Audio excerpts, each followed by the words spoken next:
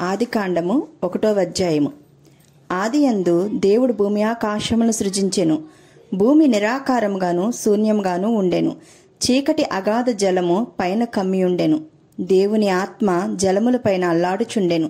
దేవుడు వెలుగు కమ్మని పలుకగా వెలుగు కలిగెను. వెలుగు మంచిదైనట్టు దేవుడు చూచెను. దేవుడు వెలుగును చీకటిని వేరుపరిచెను. దేవుడు వెలుగునకు పగలనియు చీకటికి రాత్రనియు పేరు పెట్టెను. అస్తమయమును ఉదయమును కలుగుగా ఒక దినమాయెను. మరియు దేవుడు జలముల మధ్య ఒక విశాలము కలిగి ఆ జలములను ఈ జలములను వేరుపరచునుగాక అని పలికెను. దేవుడు ఆ విశాలమును చేసి విశాలము క్రింది జలములను విశాలము మీది జలములను వేరుపరపగా ఆ ప్రకారం ఆయెను. దేవుడు ఆ విశాలమునకు ఆకాశమని పేరు పెట్టెను. అస్తమయమును ఉదయమును కలుగగా 2వ దినమాయెను. దేవుడు ఆకాశము క్రిందనున్న జలములొకచోటనే కూర్చబడి ఆరిన నేల కనబడునుగాక అని పలుకగా ఆ ప్రాకారమాయెను. దేవుడు ఆరిన నేలకు భూమి అని పేరు పెట్టెను. జలరాశికి ఆయన సముద్రములని పేరు పెట్టెను. అది మంచిదని దేవుడు చూచెను. దేవుడు గడ్డిని విత్తనములిచ్చు చెట్టును భూమి మీద తమ తమ జాతి ప్రకారము తమలో విత్తనములు గల ఫలమిచ్చు ఫలవృక్షములను భూమి మొలిపించునుగాక అని పలుకగా ఆ ప్రకారమాయెను. భూమి గడ్డిని తమ తమ జాతి ప్రకారము విత్తనములిచ్చు చెట్లను తమ తమ జాతి ప్రకారము తమలో విత్తనములు గల ఫలవృక్షములను మొలిపింపగా అది మంచిదని దేవుడు చూచెను. అస్తమయమును ఉదయమును కలుగగా 3వ దినమాయెను. దేవుడు పగటిని రాత్రిని వేరుపరచునట్లు ఆకాశ విశాలమందు జ్యోతులు కలుగును గాక అనియు అవి సూచనలను కాలములను దిన సంవత్సరములను సూచించుటకై ఇండుగాక అనియు భూమి మీద వెలిగిచ్చుటకు అవి ఆకాశ విశాలమందు జ్యోతులై ఇండుగాక అనియు పలికెను. ఆ ప్రాకారమాయెను. దేవుడు ఆ 2 గొప్ప జ్యోతులను అనగా పగటిని ఏలుటకు పెద్ద జ్యోతిని రాత్రిని ఏలుటకు చిన్న జ్యోతిని నక్షత్రములను చేసెను. భూమి మీద వెలుగిచ్చుటకును పగటిని రాత్రిని ఏలుటకును వెలుగును చీకటిని వేరుపరచుటకును దేవుడు ఆకాశ విశాలమందు వాటినించెను. అది మంచిదని దేవుడు చూచెను. అస్తమయమును ఉదయమును కలుగగా 4వ దినమాయెను. దేవుడు జీవము కలిగి చలించు వాటిని జలములు సమృద్ధిగా పుట్టించునుగాక అనియు పక్షులు భూమిపైని ఆకాశ విశాలంలో ఎగురుగాక అనియు పలికెను. దేవుడు జలములలో వాటి వాటి జాతి ప్రకారము జలములు సమృద్ధిగా పుట్టించిన మహామత్స్యములను జీవము కలిగి చలించు వాటినన్నిటినీ దాని దాని జాతి ప్రకారము రెక్కలగల ప్రతి పక్షిని సృజించెను. అది మంచిదని దేవుడు చూచెను. దేవుడు మీరు ఫలించి అభివృద్ధి పొంది సముద్ర జలములలో నిండియుండుడనియు పక్షులు భూమి మీద విస్తరించునుగాక అనియు వాటిని ఆశీర్వదించెను. అస్తమయమును ఉదయమును కలుగగా 6వ దినమాయెను. దేవుడు వాటి వాటి జాతి ప్రకారము జీవము గల వాటిని అనగా వాటి వాటి జాతి ప్రకారము పశువులను పురుగులను అడవి జంతువులను భూమి పుట్టించుగాక అని పలికెను. ఆ ప్రాకారమాయెను. దేవుడు ఆయా జాతుల ప్రకారము అడవి జంతువులను ఆయా జాతుల ప్రకారము పశువులను ఆయా జాతుల ప్రకారము నేలను ప్రాకు ప్రతి పురుగును చేసెను. అది మంచిదని దేవుడు చూచెను. దేవుడు మన స్వరూపమందు మన పోలిక చొప్పున నరులను చేయుదుము. వారు సముద్రపు చేపలను ఆకాశ పక్షులను పశువులను సమస్త భూమిని భూమి మీద ప్రాకు ప్రతి జంతువును ఏలుదురుగాక అనియు పలికెను. దేవుడు తన స్వరూపమందు నరుని సృజించెను. దేవుని స్వరూపమందు వాణ్ణి సృజించెను. స్త్రీనిగాను పురుషునిగాను వారిని సృజించెను.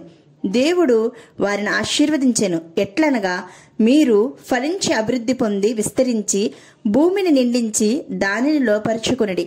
సముద్ర చేపలను ఆకాశ పక్షులను భూమి మీద ప్రాకు ప్రతి జీవిని ఏలుడని దేవుడు వారితో చెప్పెను. దేవుడు ఇదిగో భూమి మీద నున్న విత్తనములిచ్చు ప్రతి చెట్టును విత్తనములిచ్చు వృక్ష ఫలములు గల ప్రతి వృక్షమును మీకిచ్చి ఉన్నాను. అవి మీకు ఆహారమగును. భూమి మీద నుండు జంతువులన్నిటికిని ఆకాశ పక్షులన్నిటికిని భూమి మీద ప్రాకు సమస్త జీవులకును పచ్చని చెట్లనియు ఆహారమగునని పలికెను. ఆ ప్రకారమాయెను. దేవుడు తాను చేసినది యావత్తును చూచినప్పుడు అది చాలా మంచిదిగా నుండెను. అస్తమయమును ఉదయమును కలుగగా 6వ దినమాయెను. దేవుడి లేఖన భాగమును దీవించును గాక. ఆమెన్.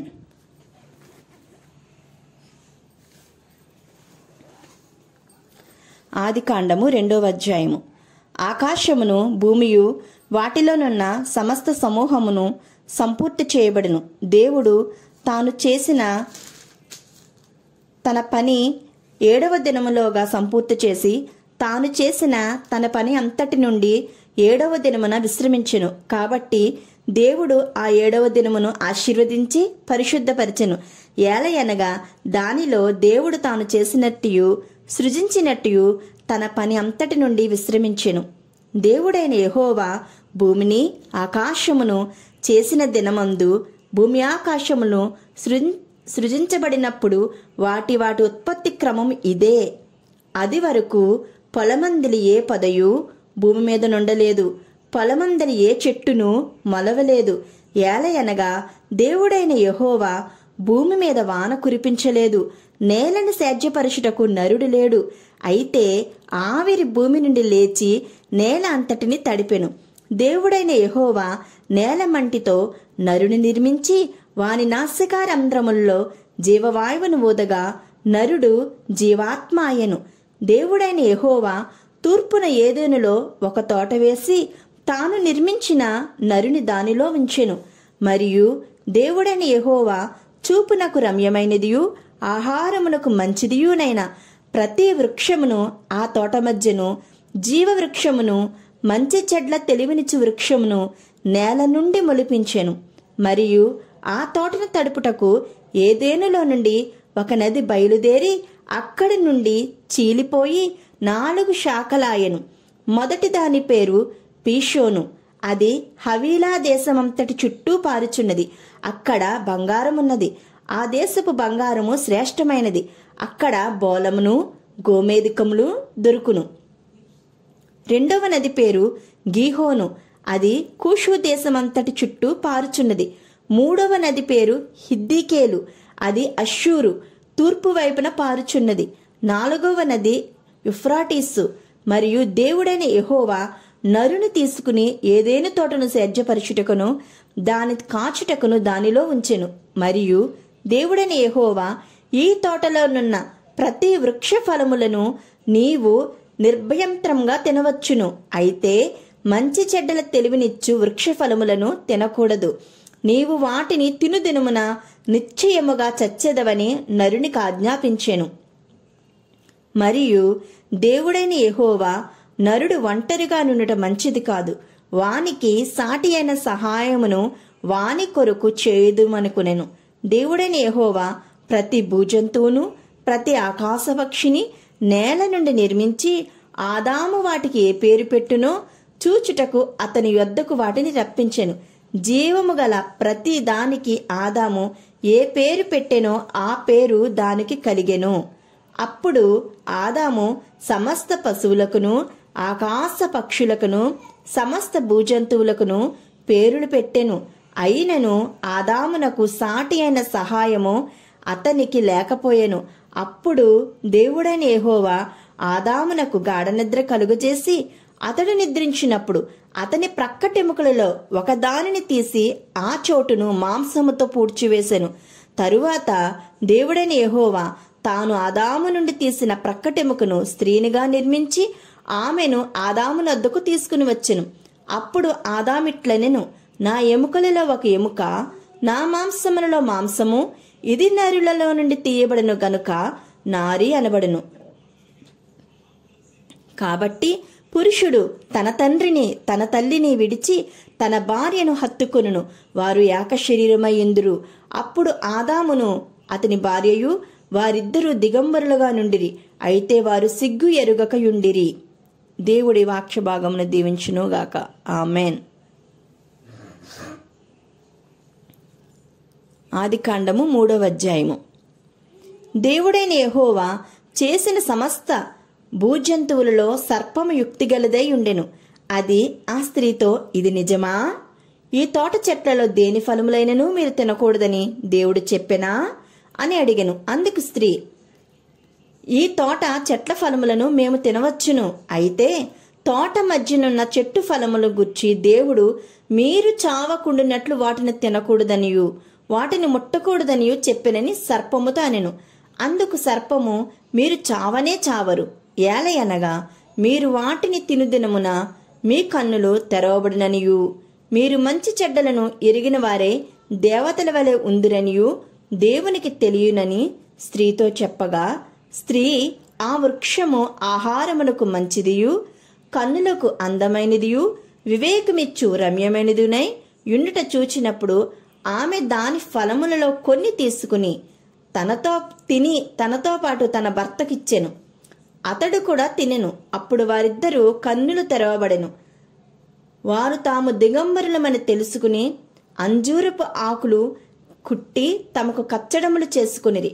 చల్లపూటను ఆదామును అతని భార్యయు తోటలో సంచరించుచున్న దేవుడని యెహోవా స్వరము విని దేవుడని యెహోవా ఎదుటికి రాకుండా తోట చెట్ల మధ్యను దాగుకొనగా, దేవుడని యెహోవా ఆదామును పిలిచి, నీవెక్కడున్నావనెను. అందుకతడు, నేను తోటలో నీ స్వరము వినినప్పుడు దిగంబరిగా నుంటిని గనుక భయపడి దాగుకొంటినెను. అందుకాయన, నీవు దిగంబరివని నీకు తెలిపిన వాడెవడు?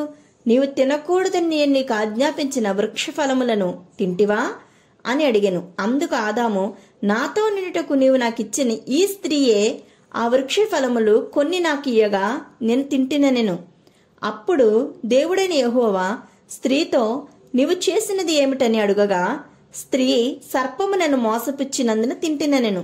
అందుకు దేవుడైన యెహోవా సర్పముతో, నీవు దీన్ని చేసినందున పశువులన్నిటిలోనూ భూజంతువులన్నిటిలోనూ నీవు శపింపబడిన దానివై నీ కడుపుతో ప్రాకుచు నీవు బ్రతుకు దినములన్నయు మన్ను తిందువు. మరియు నీకును స్త్రీకిని నీ సంతానమునకును ఆమె సంతానమునకును వైరము కలగజేసేదను. అది నిన్ను తల మీద కొట్టును, నీవు దానిని మడిమి మీద కొట్టుదువని చెప్పెను. ఆయన స్త్రీతో, నీ ప్రయాసము నీ గర్భవేదనను నేను మిక్కిలి హెచ్చించేదను, వేదనతో పిల్లలను కందువు, నీ భర్త ఎడల నీకు వాంఛ కలుగును, అతడు నిన్ను ఏలునని చెప్పెను. ఆయన ఆదాముతో, నీవు నీ భార్య మాట విని తినవద్దని నేను నీకు ఆజ్ఞాపించిన వృక్ష ఫలములు తింటివి గనుక నీ నిమిత్తము నేల శపింపబడి ఉన్నది. ప్రయాసముతోనే నీవు బ్రతుకు దినములన్నయు దాని పంట తిందువు. అది ముండ్ల తుప్పులను గచ్చ పొదలను నీకు మొలిపించును. పొలములోని పంట తిందువు. నీవు నేలకు తిరిగి చేరు వరకు నీ ముఖము చెమట కార్చి ఆహారము తిందువు. ఏలయనగా నేల నుండి నీవు తీయబడితివి, నీవు మన్నే గనుక తిరిగి మన్నైపోదువని చెప్పెను. ఆదాము తన భార్యకు హవ్వ అని పేరు పెట్టెను. ఏలయనగా ఆమె జీవము గల ప్రతి వానికిని తల్లి.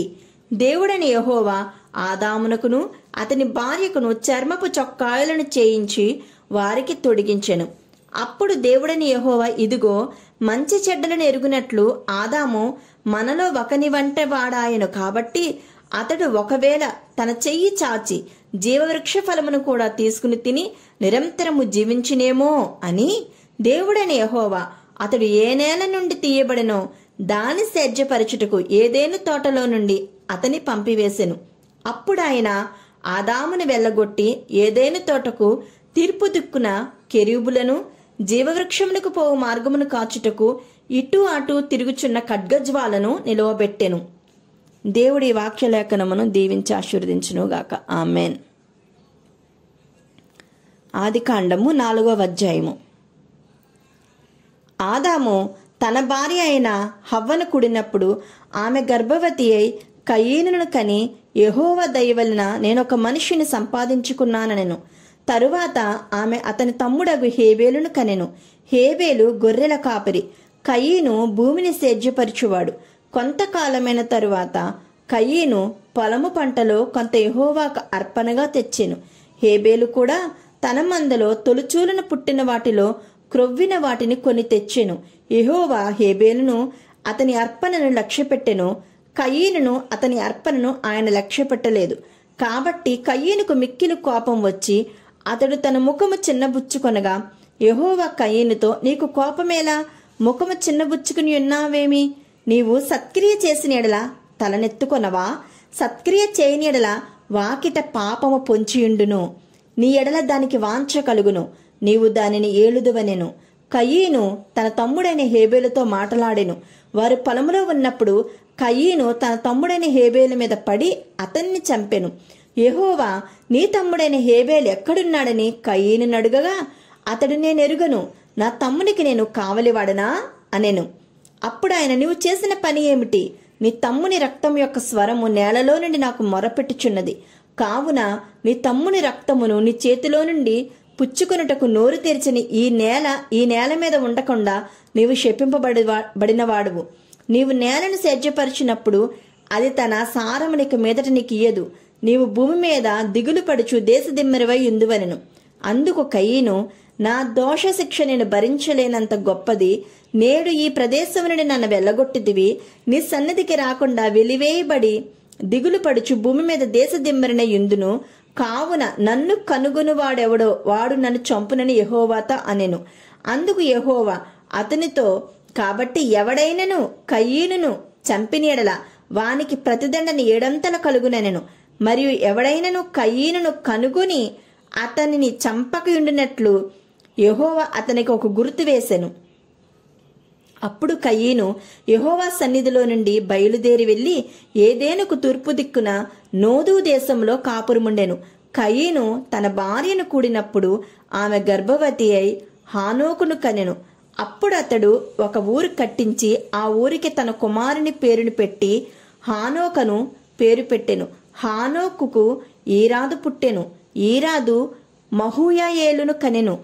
మహూయాయేలు మతూషాయేలును కనెను. మతూషాయేలు లెమేకును కనెను. లెమేకు 2 స్త్రీలను పెండ్లి చేసుకొనెను. వారిలో ఒక దాని పేరు ఆదా, రెండవ దాని పేరు సిల్లా. ఆదా యాబాలును కనెను. అతడు పశువులు గలవాడై గుడారంలో నివసించే వారికి మూల పురుషుడు. అతని సహోదరుని పేరు యూబాలు. ఇతడు సితారును సానికను వాడుకు చేయి వారందరికీ మూల పురుషుడు. మరియు సిల్లా తుబల్కాయీనును కనెను. అతడు పదును గల రాగి పనిముట్లన్నిటినీ ఇనుప పనిముట్లన్నిటినీ చేయువాడు. లేమేకు తన భార్యలతో తుబల్కాయిను సహోదరి పేరు నయామా. లేమేకు తన భార్యలతో, ఓ ఆదా, ఓ సిల్లా, నా పలుకు వినుడి. లేమేకు భార్యలారా, నా మాట ఆలకించుడి. నన్ను గాయపరిచినందుకై ఒక మనిషిని చంపితిని, నన్ను దెబ్బ కొట్టినందుకై ఒక పడుచువాని చంపితిని.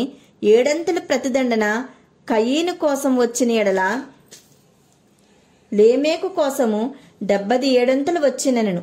ఆదాము మరలా తన భార్యను కూడినప్పుడు ఆమె కుమారుని కని, కయీను చంపిన హేబేలునకు ప్రతిగా దేవుడు నాకు మరి ఒక సంతానము నియమించినని కొని అతనికి షేతు అని పేరు పెట్టెను.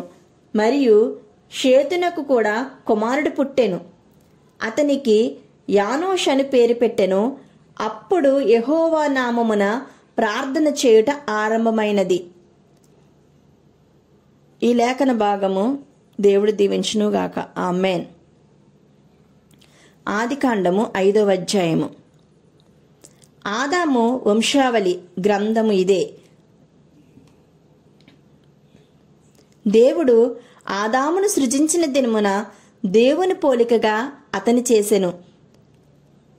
మగవానిగాను ఆడుదానిగాను వారిని సృజించి, వారు సృజించబడిన దినమున వారిని ఆశీర్వదించి వారికి నరులని పేరు పెట్టెను. ఆదాము 130 ఏండ్లు బ్రతికి తన పోలికగా తన స్వరూపమందు కుమారుని కని అతనికి షేతు అని పేరు పెట్టెను. షేతును కనిన తరువాత ఆదాము బ్రతికిన దినములు 800 ఏండ్లు. అతడు కుమారులను కుమార్తెలను కనెను. ఆదాము బ్రతికిన దినములనియు 930 ఏండ్లు. అప్పుడు అతడు మృతి పొందెను. షేతు 105 ఏండ్లు బ్రతికి ఏనోషును కనెను. ఏనోషును కనిన తర్వాత షేతు 807 ఏండ్లు బ్రతికి కుమారులను కుమార్తెలను కనెను. షేతు బ్రతికిన దినములన్నీయు 912 ఏండ్లు. అప్పుడు అతడు మృతి పొందెను. ఏనేషు 9 సంవత్సరములు బ్రతికి కెయీనానును కనెను. కెయీనాను కనిన తరువాత ఏనోషు 18 ఏనోషు 815 ఏండ్లు బ్రతికి కుమారులను కుమార్తెలను కనెను. ఏనోషు దినములన్నయు 905 ఏండ్లు. అప్పుడు అతడు మృతి పొందెను. కెయీనాను 70 ఏండ్లు బ్రతికి మహాలేలును కనెను. మహాలేలును కనిన తరువాత కెయీనాను 840 ఏండ్లు బ్రతికి కుమారులను కుమార్తెలను కనెను. కేయీనాను దినములన్నయు 910 ఏండ్లు. అప్పుడు అతడు మృతి పొందెను. మహాలేలు 65 ఏండ్లు బ్రతికి ఏరేదును కనెను. ఏరేదును కనిన తరువాత మహాలేలు 830 ఏండ్లు బ్రతికి కుమారులను కుమార్తెలను కనెను. మహాలేలు దినములన్నయు 895 ఏండ్లు. అప్పుడు అతడు మృతి పొందెను. ఏరోదు 162 ఏండ్లు బ్రతికి హానోకును కనెను. హానోకును కనిన తరువాత ఏరేదు 800 ఏండ్లు బ్రతికి కుమారులను కుమార్తెలను కనెను. ఏరేదు దినములన్నయు 962 ఏండ్లు. అప్పుడు మృతి పొందెను. హానోకు 65 ఏండ్లు బ్రతికి మెతూషేలను కనెను. హానోకు మెతూషేలను కనిన తరువాత 300 ఏండ్లు దేవునితో నడుచుచు కుమారులను కుమార్తెలను కనెను. హానోకు దినములన్నయు 365 ఏండ్లు. హానోకు దేవునితో నడిచిన తరువాత దేవుడు అతన్ని తీసుకుని పోయెను గనుక అతడు లేకపోయెను. మెతూషెల 187 ఏండ్లు బ్రతికి లెమేకును కనెను. మెతూషెల లెమేకును కనిన తరువాత 782 ఏండ్లు బ్రతికి కుమారులను కుమార్తెలను కనెను. మెతూషెల దినములన్నయు 969 ఏండ్లు. అప్పుడు అతడు మృతి పొందెను. లెమేకు 182 ఏండ్లు బ్రతికి ఒక కుమారుని కని భూమిని యెహోవా శపించినందువలన కలిగిన మన చేతుల కష్టము విషయములో మన పని విషయములోను ఇతడు మనకు నెమ్మది కలుగుజేయననుకుని అతనికి నోవాహు అని పేరు పెట్టెను. లెమేకు నోవాహును కన్న తరువాత 195 ఏండ్లు బ్రతికి కుమారులను కుమార్తెలను కనెను. లెమేకు దినములన్నయు 777 ఏండ్లు. అప్పుడు అతడు మృతి పొందెను. నోవాహు 500 ఏండ్లు గలవాడే షేమును హామును యాపేతును కనెను. దేవుడి లేఖన భాగమును దీవించును గాక. ఆమెన్. 6వ అధ్యాయము. ఆదికాండము 6వ అధ్యాయము. నరులు భూమి మీద విస్తరింపనారంభించిన తరువాత కుమార్తెలు వారికి పుట్టినప్పుడు దేవుని కుమారులు నరుల కుమార్తెలు చక్కని వారిని చూచి వారందరిలో తమకు మనస్సుకు వచ్చిన స్త్రీలను వివాహము చేసుకునిరి. అప్పుడు యెహోవా నా ఆత్మ నరులతో ఎల్లప్పుడూ వాదించదు. వారు తమ అక్రమ విషయములో నరమాత్రులై ఉన్నారు. అయినను వారి దినములు 127 ఏండ్లగును. ఆ దినములలో నెఫీలులను వారు భూమి మీద నుండిరి, తరువాతను ఉండిరి. దేవుని కుమారులు నరుల కుమార్తెలతో పోయినప్పుడు వారికి పిల్లలను కనిరి. పూర్వకాలమందు పేరు పొందిన సూర్యులు వీరే. నరుల చెడుతనము భూమి మీద గొప్పదనియు వారి హృదయం యొక్క తలంపుల్లోని ఊహ అంతయు ఎల్లప్పుడూ కేవలము చెడ్డదనియు యెహోవా చూచి తాను భూమి మీద నరులను చేసినందుకు యెహోవా సంతాపము నొంది తన హృదయముల్లో నొచ్చుకొనెను. అప్పుడు యెహోవా నేను సృజించిన నరులను, నరులతో కూడా జంతువులను, పురుగులను, ఆకాశ పక్షాదులను భూమి మీద నుండకుండా తుడిచివేయుదును. ఏలయనగా నేను వారిని సృష్టించినందుకు సంతాపము నొందియున్నానెను. అయితే నోవాహు యెహోవా దృష్టి యందు కృప పొందినవాడాయెను. నోవాహు వంశావళి ఇదే. నోవాహు నీతిపరుడను తన తరములో నిందారహితుడునై ఉండెను. నోవాహు దేవునితో కూడా నడిచినవాడు. షేము హాము యాపేతను 3 కుమారులను నోవాహు కనెను. భూలోకము దేవుని సన్నిధిని చెడిపోయుండెను. భూలోకము బలాత్కారంతో నిండియుండెను.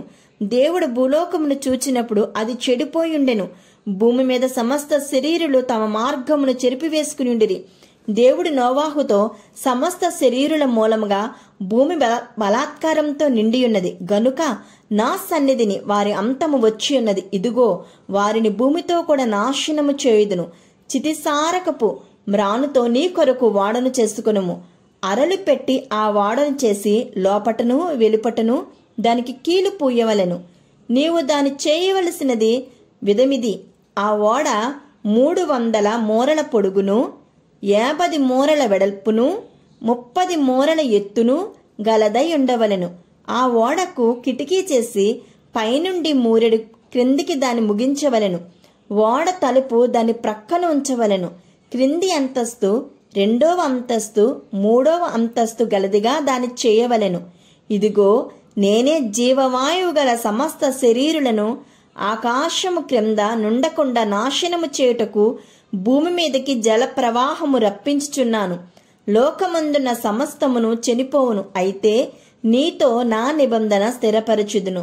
నీవును, నీతో కూడా నీ కుమారులను, నీ భార్యయు, నీ కోడండ్రను ఆ ఓడలో ప్రవేశింపవలెను. మరియు నీతో కూడా వాటిని బ్రతికించి ఉంచుకొనుటకు సమస్త జీవులలో అనగా సమస్త శరీరుల యొక్క ప్రతి జాతిలోనివి 2 చొప్పున నీవు ఓడలోనికి తేవలెను. వాటిలో మగదియు ఆడదియు నుండవలెను. నీవు వాటిని బ్రతికించి ఉంచుకొనుటకే వాటి జాతుల ప్రకారము పక్షులలోను, వాటి జాతుల ప్రకారము జంతువులలోను, వాటి జాతుల ప్రకారము నేలను ప్రాకు వాటినన్నిటిలోనూ ప్రతి జాతిలో 2 చొప్పున నీ యొద్దకవి వచ్చును. మరియు తినుటకు నానా విధములైన ఆహార పదార్థములను కూర్చుకుని నీ దగ్గర ఉంచుకొనుము. అవి నీకును వాటికి ఆహారమగునని చెప్పెను. నోవాహు అట్లు చేసెను. దేవుడు అతనికి ఆజ్ఞాపించిన ప్రకారము యావత్తూ చేసెను. దేవుడి లేఖన భాగమును మన వినికిడిలో దీవించునుగాక. ఆమేన్. ఆదికాండము 7వ అధ్యాయము. యెహోవా, ఈ తరము వారిలో నీవే నా ఎదుట నీతిమంతుడివై ఉండుట చూచితిని గనుక నీవును నీ ఇంటి వారును ఓడలో ప్రవేశించుడి. పవిత్ర జంతువుల్లో ప్రతి జాతి పోతులు 7ను, పెంటులు 7ను, పవిత్రములు కాని జంతువుల్లో ప్రతి జాతి పోతును పెంటియు 2ను, ఆకాశ పక్షులలో ప్రతి జాతి మగవి 7ను, ఆడవి 7ను నీవు భూమి అంతటి మీద సంతతిని జీవముతో కాపాడునట్లు నీ యొద్ద ఉంచుకొనుము. ఎందుకనగా ఇంకను 7 దినములకు నేను 40 పగళ్లను 40 రాత్రులను భూమి మీద వర్షము కురిపించి నేను చేసిన సమస్త జీవరాశులను భూమి మీద ఉండకుండా తుడిచివేయుదునని నోవాహుతో చెప్పెను. తనకు యెహోవా ఆజ్ఞాపించిన ప్రకారము నోవాహు యావత్తు చేసెను. ఆ జల ప్రవాహము భూమి మీదకు వచ్చినప్పుడు నోవాహు 600 ఏండ్లవాడు. అప్పుడు నోవాహును అతనితో కూడా అతని కుమారులను, అతని భార్యయు, అతని కోడండ్రను ఆ ప్రవాహ జలములను తప్పించుకొనుటకై ఆ ఓడలో ప్రవేశించిరి. దేవుడు నోవాహునకు ఆజ్ఞాపించిన ప్రకారము పవిత్ర జంతువుల్లోనూ అపవిత్ర జంతువులలోనూ పక్షులలోనూ నేలను ప్రాకు వాటినన్నిటిలోనూ మగది ఆడుది జతలు జతలుగా ఓడలోనున్న నోవాహు నద్దకు చేరెను. 7 దినములైన తరువాత ఆ ప్రవాహ జలములు భూమి మీదకి వచ్చెను. నోవాహు వయసు యొక్క 600 సంవత్సరము 2వ నెల 17వ దినమున మహా అగాధ జలముల ఓటలన్నీయు ఆ దినమందే విడబడెను. ఆకాశపు తూములు విప్పబడెను. 40 పగళ్లను 40 రాత్రులను ప్రచండ వర్షము భూమి మీద కురిసెను. ఆ దినమందే నోవాహును నోవాహు కుమారులగు షేమును, హామును, యాపేతును, నోవాహు భార్యయు వారితో కూడా అతని 3 కోడండ్రును ఆ ఓడలో ప్రవేశించిరి. వీరే కాదు, ఆ జాతుల ప్రకారము ప్రతి మృగమును, ఆయా జాతుల ప్రకారము ప్రతి పశువును, ఆయా జాతుల ప్రకారము నేల మీద ప్రతి పురుగును, ఆయా జాతుల ప్రకారము ప్రతి పక్షియు, నానా విధములైన రెక్కలు గల ప్రతి పిట్టయు ప్రవేశించెను. జీవాత్మ గల సమస్త శరీరులలో 2 ఓడలోనున్న నోవాహు నద్ద ప్రవేశించెను. ప్రవేశించినవన్నీయు దేవుడు అతనికి ఆజ్ఞాపించిన ప్రకారము సమస్త శరీరులలో మగదియు ఆడుదియు ప్రవేశించెను. అప్పుడు యెహోవా ఓడలో అతని మూసివేసెను. ఆ జల ప్రవాహము 40 దినములు భూమి మీద నుండగా జలములు విస్తరించి ఓడను తేల చేసినందున అది భూమి మీద నుండి పైకి లేచెను. జలములు భూమి మీద ప్రచండముగా ప్రబలి మిక్కిలి విస్తరించినప్పుడు ఓడ నీళ్ల మీద నడిచెను. ఆ ప్రచండ జలములు భూమి మీద అత్యధికంగా ప్రబలినందున ఆకాశమంతటి క్రిందనున్న గొప్ప పర్వతములన్నీ మునిగిపోయెను. 15 మూరల ఎత్తున నీళ్లు ప్రచండముగా ప్రబలెను గనుక పర్వతములను మునిగిపోయెను. అప్పుడు పక్షులేమి, పశువులేమి, మృగములేమి భూమి మీద ప్రాకు పురుగులేమి, భూమి మీద సంచరించు సమస్త శరీరులేమి, సమస్త నరులేమి చచ్చిపోయిరి. పొడి నేల మీదనున్న వాటినన్నిటిలోనూ నాసికారంధ్రములలో జీవాత్మ సంబంధమైన ఊపిరిగలవన్నీయు చనిపోయెను. నరులతో కూడా పశువులను, పురుగులను, ఆకాశ పక్షులను, నేల మీదనున్న జీవరాశులన్నీ తుడిచివేయబడెను. అవి భూమి మీద నుండకుండా తుడిచివేయబడెను.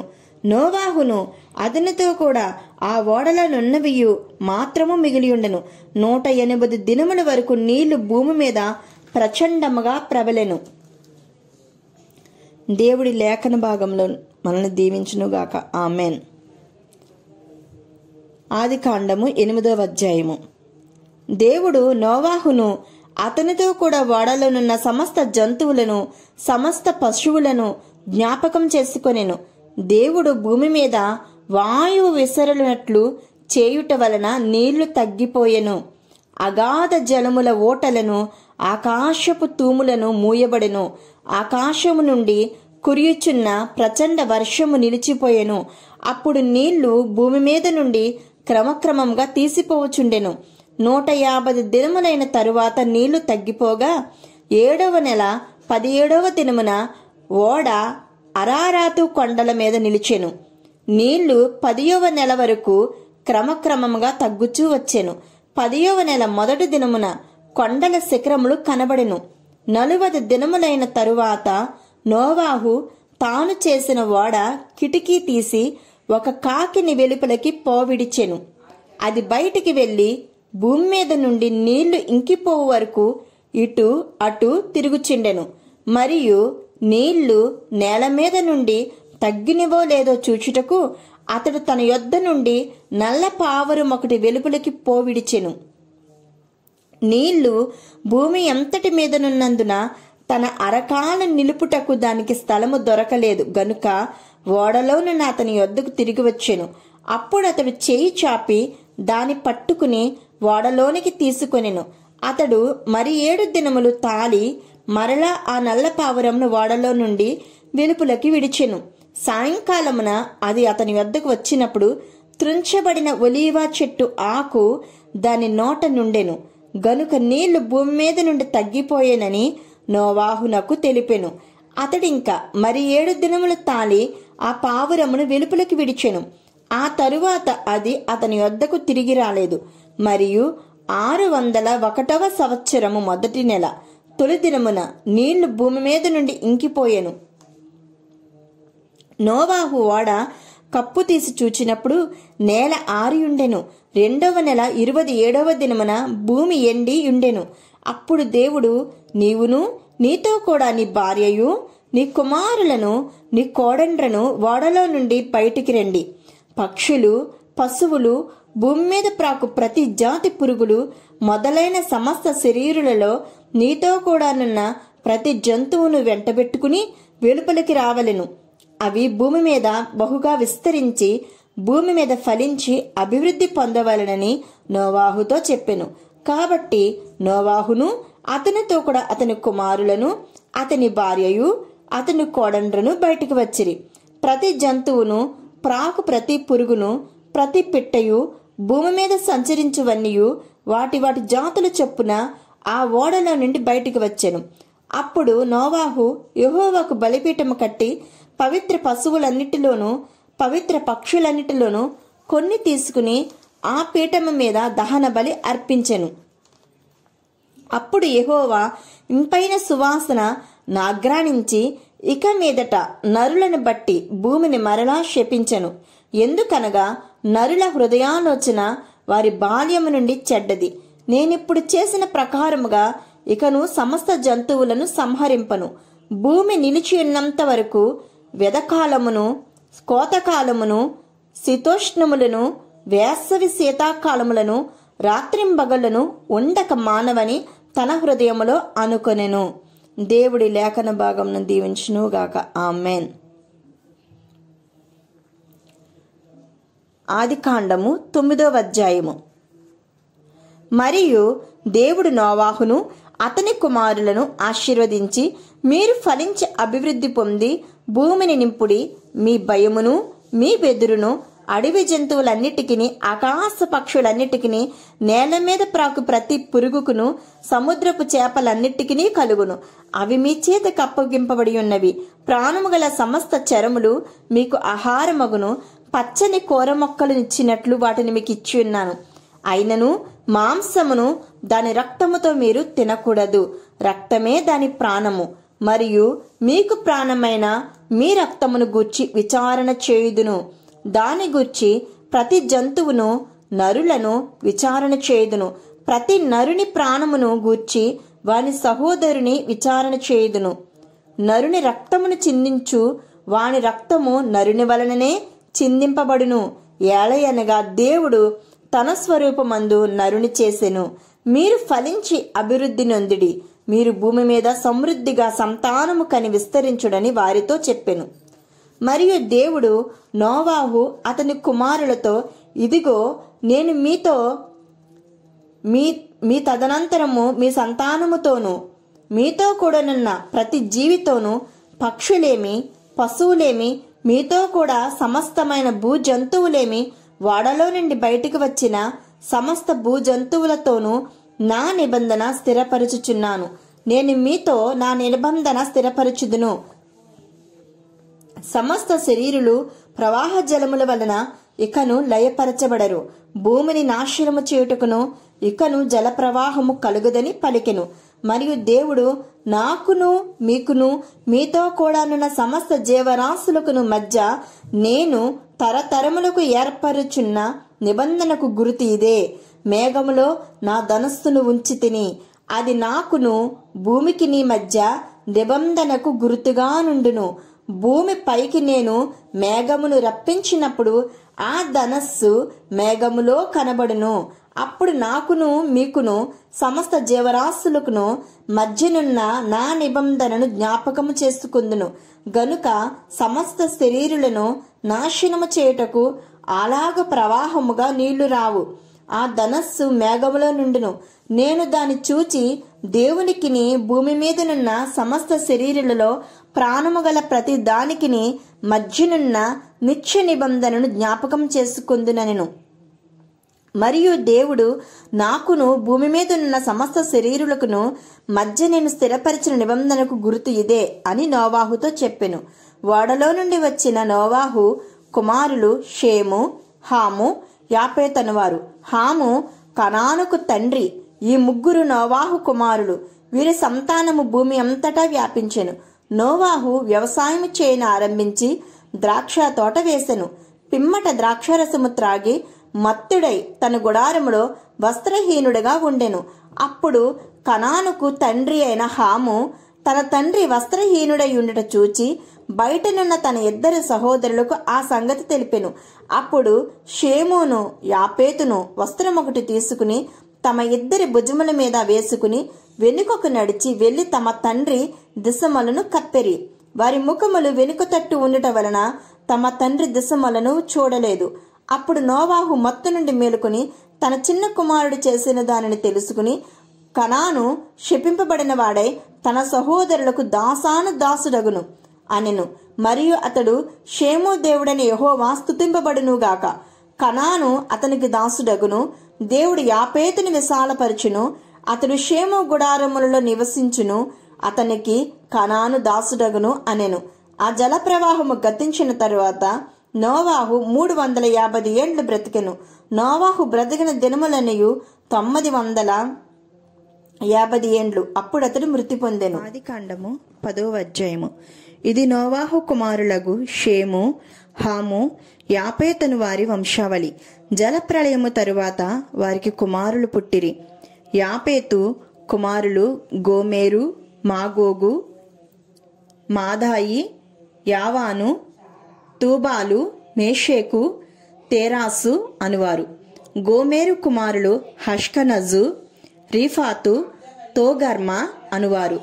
యానాను కుమారులు ఎలీషా, తార్షీషు, కిత్తీము, దాదోనీము అనువారు.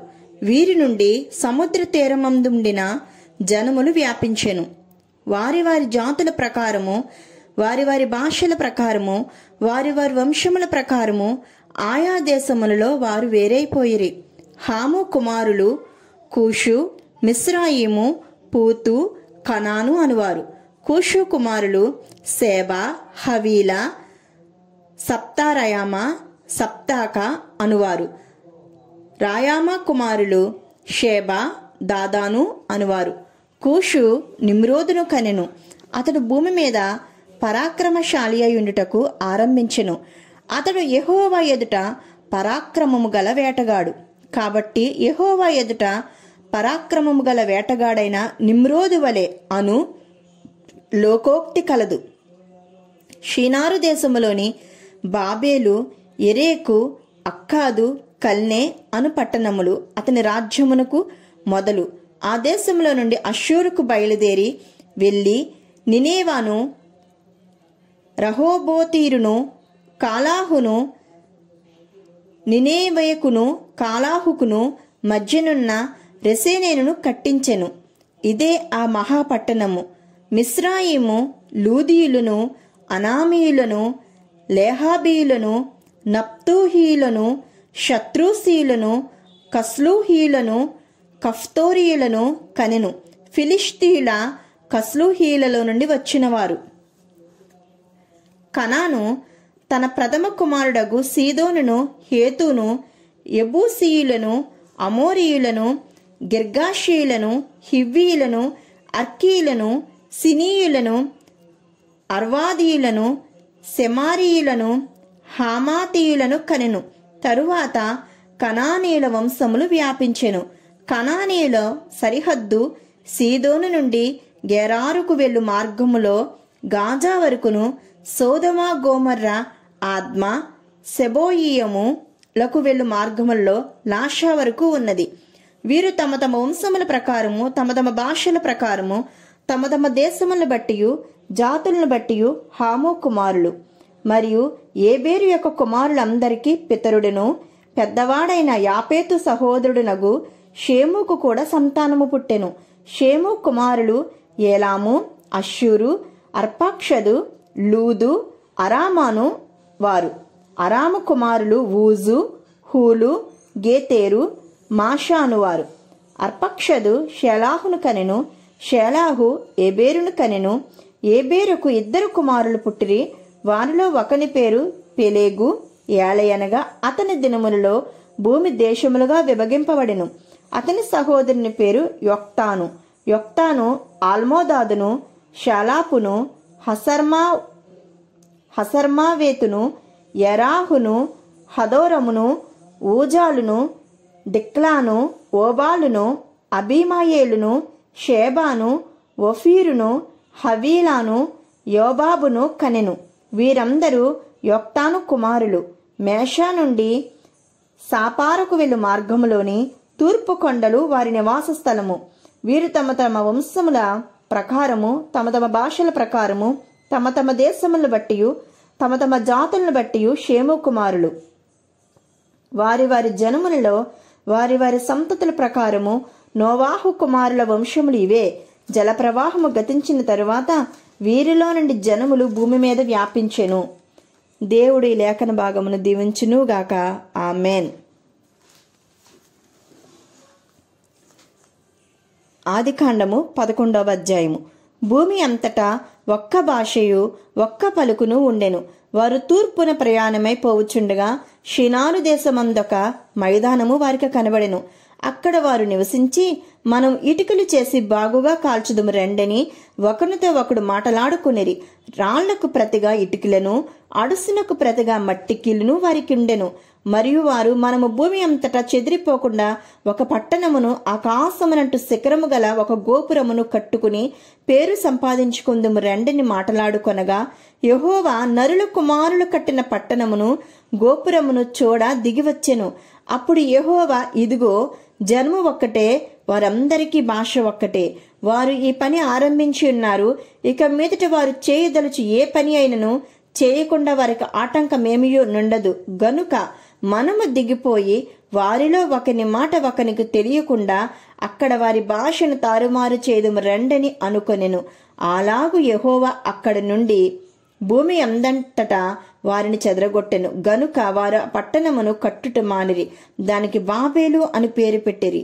ఎందుకనగా అక్కడ యెహోవా భూజనులందరి భాషను తారుమారు చేసెను. అక్కడి నుండి యెహోవా భూమి అంతటా వారిని చెదరగొట్టెను. షేము వంశావళి ఇది. షేము 100 ఏండ్లు గలవాడే. జలప్రవాహము గతించిన 2 ఏండ్లకు అర్పక్షదను కనెను. షేము అర్పక్షదను కనిన తరువాత 500 ఏండ్లు బ్రతికి కుమారులను కుమార్తెలను కనెను. అర్పక్షదు 35 ఏండ్లు బ్రతికి షెలాహును కనెను. అర్పక్షదు షెలాహును కనిన తరువాత 403 ఏండ్లు బ్రతికి కుమారులను కుమార్తెలను కనెను. షేలాహు 30 ఏండ్లు బ్రతికి ఏబేరును కనెను. షేలాహు ఏబేరును కనిన తరువాత 403 ఏండ్లు బ్రతికి కుమారులను కుమార్తెలను కనెను. ఏబేరు 34 ఏండ్లు బ్రతికి పెలేగును కనెను. ఏబేరు పెలేగును కనిన తరువాత 430 ఏండ్లు బ్రతికి కుమారులను కుమార్తెలను కనెను. పేలేగు 30 ఏండ్లు బ్రతికి రయూను కనెను. పేలేగు రయూను కనిన తరువాత 209 ఏండ్లు బ్రతికి కుమారులను కుమార్తెలను కనెను. రయూము 32 ఏండ్లు బ్రతికి సెరూగును కనెను. రయూము సెరూగును కనిన తరువాత 207 ఏండ్లు బ్రతికి కుమారులను కుమార్తెలను కనెను. సెరూగు 30 ఏండ్లు బ్రతికి నాహోరును కనెను. సెరూగు నాహోరును కనిన తరువాత 200 ఏండ్లు బ్రతికి కుమారులను కుమార్తెలను కనెను. నాహోరు 29 ఏండ్లు బ్రతికి తెరాహును కనెను. నాహోరు తెరాహును కనిన తరువాత 119 ఏండ్లు బ్రతికి కుమారులను కుమార్తెలను కనెను. తెరాహు 70 ఏండ్లు బ్రతికి అబ్రామును నాహోరును హారానును కనెను. తెరాహు వంశావళి ఇది. తెరాహు అబ్రామును నాహోరును హారానును కనెను. హారాను లోతును కనెను. హారాను తాను పుట్టిన దేశమందలి కల్దీల ఊరిన పట్టణములో తన తండ్రి అయిన తెరాహు కంటే ముందుగా మృతి పొందెను. అబ్రామును నాహోరును వివాహము చేసుకొనిరి. అబ్రాము భార్య పేరు సారాయి. నాహోరు భార్య పేరు మిల్కా. ఆమె మిల్కాకును ఇస్కాకును తండ్రి అయిన హారాను కుమార్తె. సారాయి గొడ్రాలై ఉండెను. ఆమెకి సంతానము లేదు. తెరాహు తన కుమారుడగు అబ్రామును తన కుమారుని కుమారుడు అనగా హారాను కుమారుడగు లోతును తన కుమారుడగు అబ్రాము భార్య అయిన సారాయి అను తన కోడలిని తీసుకుని కనానుకు వెళ్ళుటకు కల్దీల ఊరిన పట్టణంలో నుండి వారితో కూడా బయలుదేరి హారాను మట్టుకు వచ్చి అక్కడ నివసించిరి. తెరాహు బ్రతికిన దినములు 205 ఏండ్లు. తెరాహు హారానులో మృతి పొందెను. దేవుడి లేఖన భాగమును మన వినికిడిలో దీవించును. యెహోవా, నీవు లేచి నీ దేశము నుండి నీ బంధువుల యొద్ద నుండి నీ తండ్రి ఇంట నుండి బయలుదేరి నేను నీకు చూపించే దేశమునకు వెళ్ళుము. నిన్ను గొప్ప జనముగా చేసి నిన్ను ఆశీర్వదించి నీ నామమును గొప్ప చేయుదును. నీవు ఆశీర్వాదముగా నుందువు. నిన్ను ఆశీర్వదించు వారిని ఆశీర్వదించెదను, నిన్ను దూషించు వారిని శపించెదను. భూమి యొక్క సమస్త వంశములు నీ యందు ఆశీర్వదించబడినని అబ్రాముతో అనగా, యెహోవా అతనితో చెప్పిన ప్రకారము అబ్రాము వెళ్ళెను. లోతు అతనితో కూడా వెళ్ళెను. అబ్రాము హారాను నుండి బయలుదేరినప్పుడు 75 ఏండ్లవాడు. అబ్రాము తన భార్య అయిన సారాయిని, తన సహోదరుని కుమారుడైన లోతును హారానులో తానును వారును అర్ధించిన యావదాస్తిని వారు సంపాదించిన సమస్తమైన వారిని తీసుకుని కనానును దేశమునకు వెళ్ళుటకు బయలుదేరి కనానుకు దేశమునకు వచ్చిరి. అప్పుడు అబ్రాము షెకెమునందలి యొక్క స్థలము దాకా ఆ దేశ సంచారము చేసి మోరే దగ్గరునున్న సింధూర వృక్షమునద్దకు చేరెను. అప్పుడు కనానీయులు ఆ దేశములో నివసించిరి. యెహోవా అబ్రామునకు ప్రత్యక్షమయ్యి, నీ సంతానమునకు ఈ దేశమిచ్చేదనని చెప్పగా అతడు తనకు ప్రత్యక్షమైన యెహోవాకు ఒక బలిపీఠమును కట్టెను. అక్కడి నుండి అతడు బయలుదేరి బేతేలుకు తూర్పునున్న కొండకు చేరి పడమటనున్న బేతేలునకును తూర్పునున్న హాయికిని మధ్యను గుడారము వేసి అక్కడ యెహోవాకు బలిపీఠము కట్టి యెహోవా నామమున ప్రార్థన చేసెను. అబ్రాము ఇంకా ప్రయాణం చేయొచ్చు దక్షిణ దిక్కుకు వెళ్ళెను. అప్పుడు ఆ దేశంలో కరువు వచ్చెను. ఆ దేశంలో కరువు భారంగా ఉన్నందున అబ్రాము ఐగుప్తు దేశంలో నివసించుటకు అక్కడి నుండి వెళ్ళెను. అతడు ఐగుప్తులో ప్రవేశించుటకు సమీపించినప్పుడు అతడు తన భార్య అయిన సారాయితో, ఇదిగో నీవు చక్కని దానివని ఎరుగుదును. ఐగుప్తీయులు నిన్ను చూచి ఈమె అతని భార్య అని చెప్పి నన్ను చంపి నిన్ను బ్రతకనిచ్చెదరు. నీ వలన నాకు మేలు కలిగినట్లు నిన్ను బట్టి నేను బ్రతుకున్నట్లును నీవు నా సహోదరివని దయచేసి చెప్పుమనెను. అబ్రాము ఐగుప్తులో చేరినప్పుడు ఐగుప్తీయులు ఆ స్త్రీ మిక్కిలి సౌందర్యవతియు అయ్యుండుట చూచిరి. ఫరో యొక్క అధిపతులు ఆమెను చూచి ఫరో ఎదుట ఆమెను పొగడిరి. గనుక ఆ స్త్రీ ఫరో ఇంటికి తేబడెను. అతడు ఆమెను బట్టి అబ్రామునకు మేలు చేసెను. అందువలన అతనికి గొర్రెలు, గొడ్లు, మగగాడిదలు, దాసులు, పనికెత్తెలు, ఆడుగాడిదలు, ఒంటెలు ఇయ్యబడెను. అయితే యెహోవా అబ్రాము భార్య అయిన సారాయిని బట్టి ఫరోను అతని ఇంటి వారిని మహావేదనల చేత బాధించెను. అప్పుడు ఫరో అబ్రామును పిలిపించి, నీవు నాకు చేసినది ఏమిటి? ఈమె నీ భార్య అని నాకెందుకు తెలుపలేదు? ఈమె నా సహోదరి అని ఎలా చెప్పితివి? నేను ఆమెను నా భార్యగా చేసుకుందునేమో. అయితేనేమి, ఇదిగో నీ భార్య, ఈమెను తీసుకుని పొమ్మని చెప్పెను. మరియు ఫరో అతని విషయమై తన జనులకు ఆజ్ఞాపించినందున వారు అతనిని అతని భార్యను అతనికి కలిగిన సమస్తమును పంపివేసిరి. దేవుడి లేఖన భాగమును మన వినికిడిలో దీవించునుగాక. ఆమెన్. ఆదికాండము 13వ అధ్యాయము. అబ్రాము తనకు కలిగిన సమస్తమును, తన భార్యను, తనతో కూడా నున్న లోతును వెంటబెట్టుకుని ఐగుప్తులో నుండి నెగేబునకు వెళ్ళెను. అబ్రాము వెండి బంగారము పశువులు కలిగి బహుధనవంతుడై ఉండెను. అతడు ప్రయాణము చేచు దక్షిణము నుండి బేతేలు వరకు, అనగా బేతేలుకును హాయికిని మధ్య తన గుడారము మొదట ఉన్న స్థలము వరకు వెళ్లి తాను మొదట బలిపీఠమును కట్టిన చోట చేరెను. అక్కడ అబ్రాము యెహోవా నామమున ప్రార్థన చేసెను. అబ్రాముతో కూడా వెళ్లిన లోతుకును గొర్రెలు, గొడ్లు, గుడారములు ఉండెను. గనుక వారు కలిసి నివసించుటకు ఆ ప్రదేశము చాలకపోయెను. ఎందుకనగా వారి ఆస్తి వారు కలిసి నివసించలేనంత విస్తారమై ఉండెను. అప్పుడు అబ్రాము పశువుల కాపరులకును లోతు పశువుల కాపరులకును కలహము పుట్టెను. ఆ కాలమందు కనానీయులు, పెరిజ్జీయులు ఆ దేశంలో కాపురముండిరి. కాబట్టి అబ్రాము, మనము బంధువులము గనుక నాకును నీకును నా పశువుల కాపరులకును నీ పశువుల కాపరులకును కలహం ఉండకూడదు. ఈ దేశమంతయు నీ ఎదుటనున్నది గదా, దయచేసి నన్ను విడిచి వేరుగా నుండుము. నీవు ఎడమ తట్టునకు వెళ్లిన ఎడల నేను కుడి తట్టుకును, నీవు కుడి తట్టునకు వెళ్లిన ఎడల నేను ఎడమ తట్టునకును వెళ్ళుదుమని లోతుతో చెప్పగా, లోతు తన కన్నులెత్తి యొర్దాను ప్రాంతమంతటిని చూచెను. యెహోవా సోదమ, గోమర్ర అను పట్టణములను నాశనము చేయక మునుపు సోయారుకు వచ్చు వరకు అదంతయు యెహోవా తోటవలను ఐగుప్తు దేశము వలెను నీళ్లు పారు దేశమై ఉండెను. కాబట్టి లోతు తనకు యొర్దాను ప్రాంతమంతటిని ఏర్పరచుకుని తూర్పుగా ప్రయాణం చేసెను. అట్లు వారు ఒకరికొకరు వేరైపోయిరి. అబ్రాము కనానులో నివసించెను.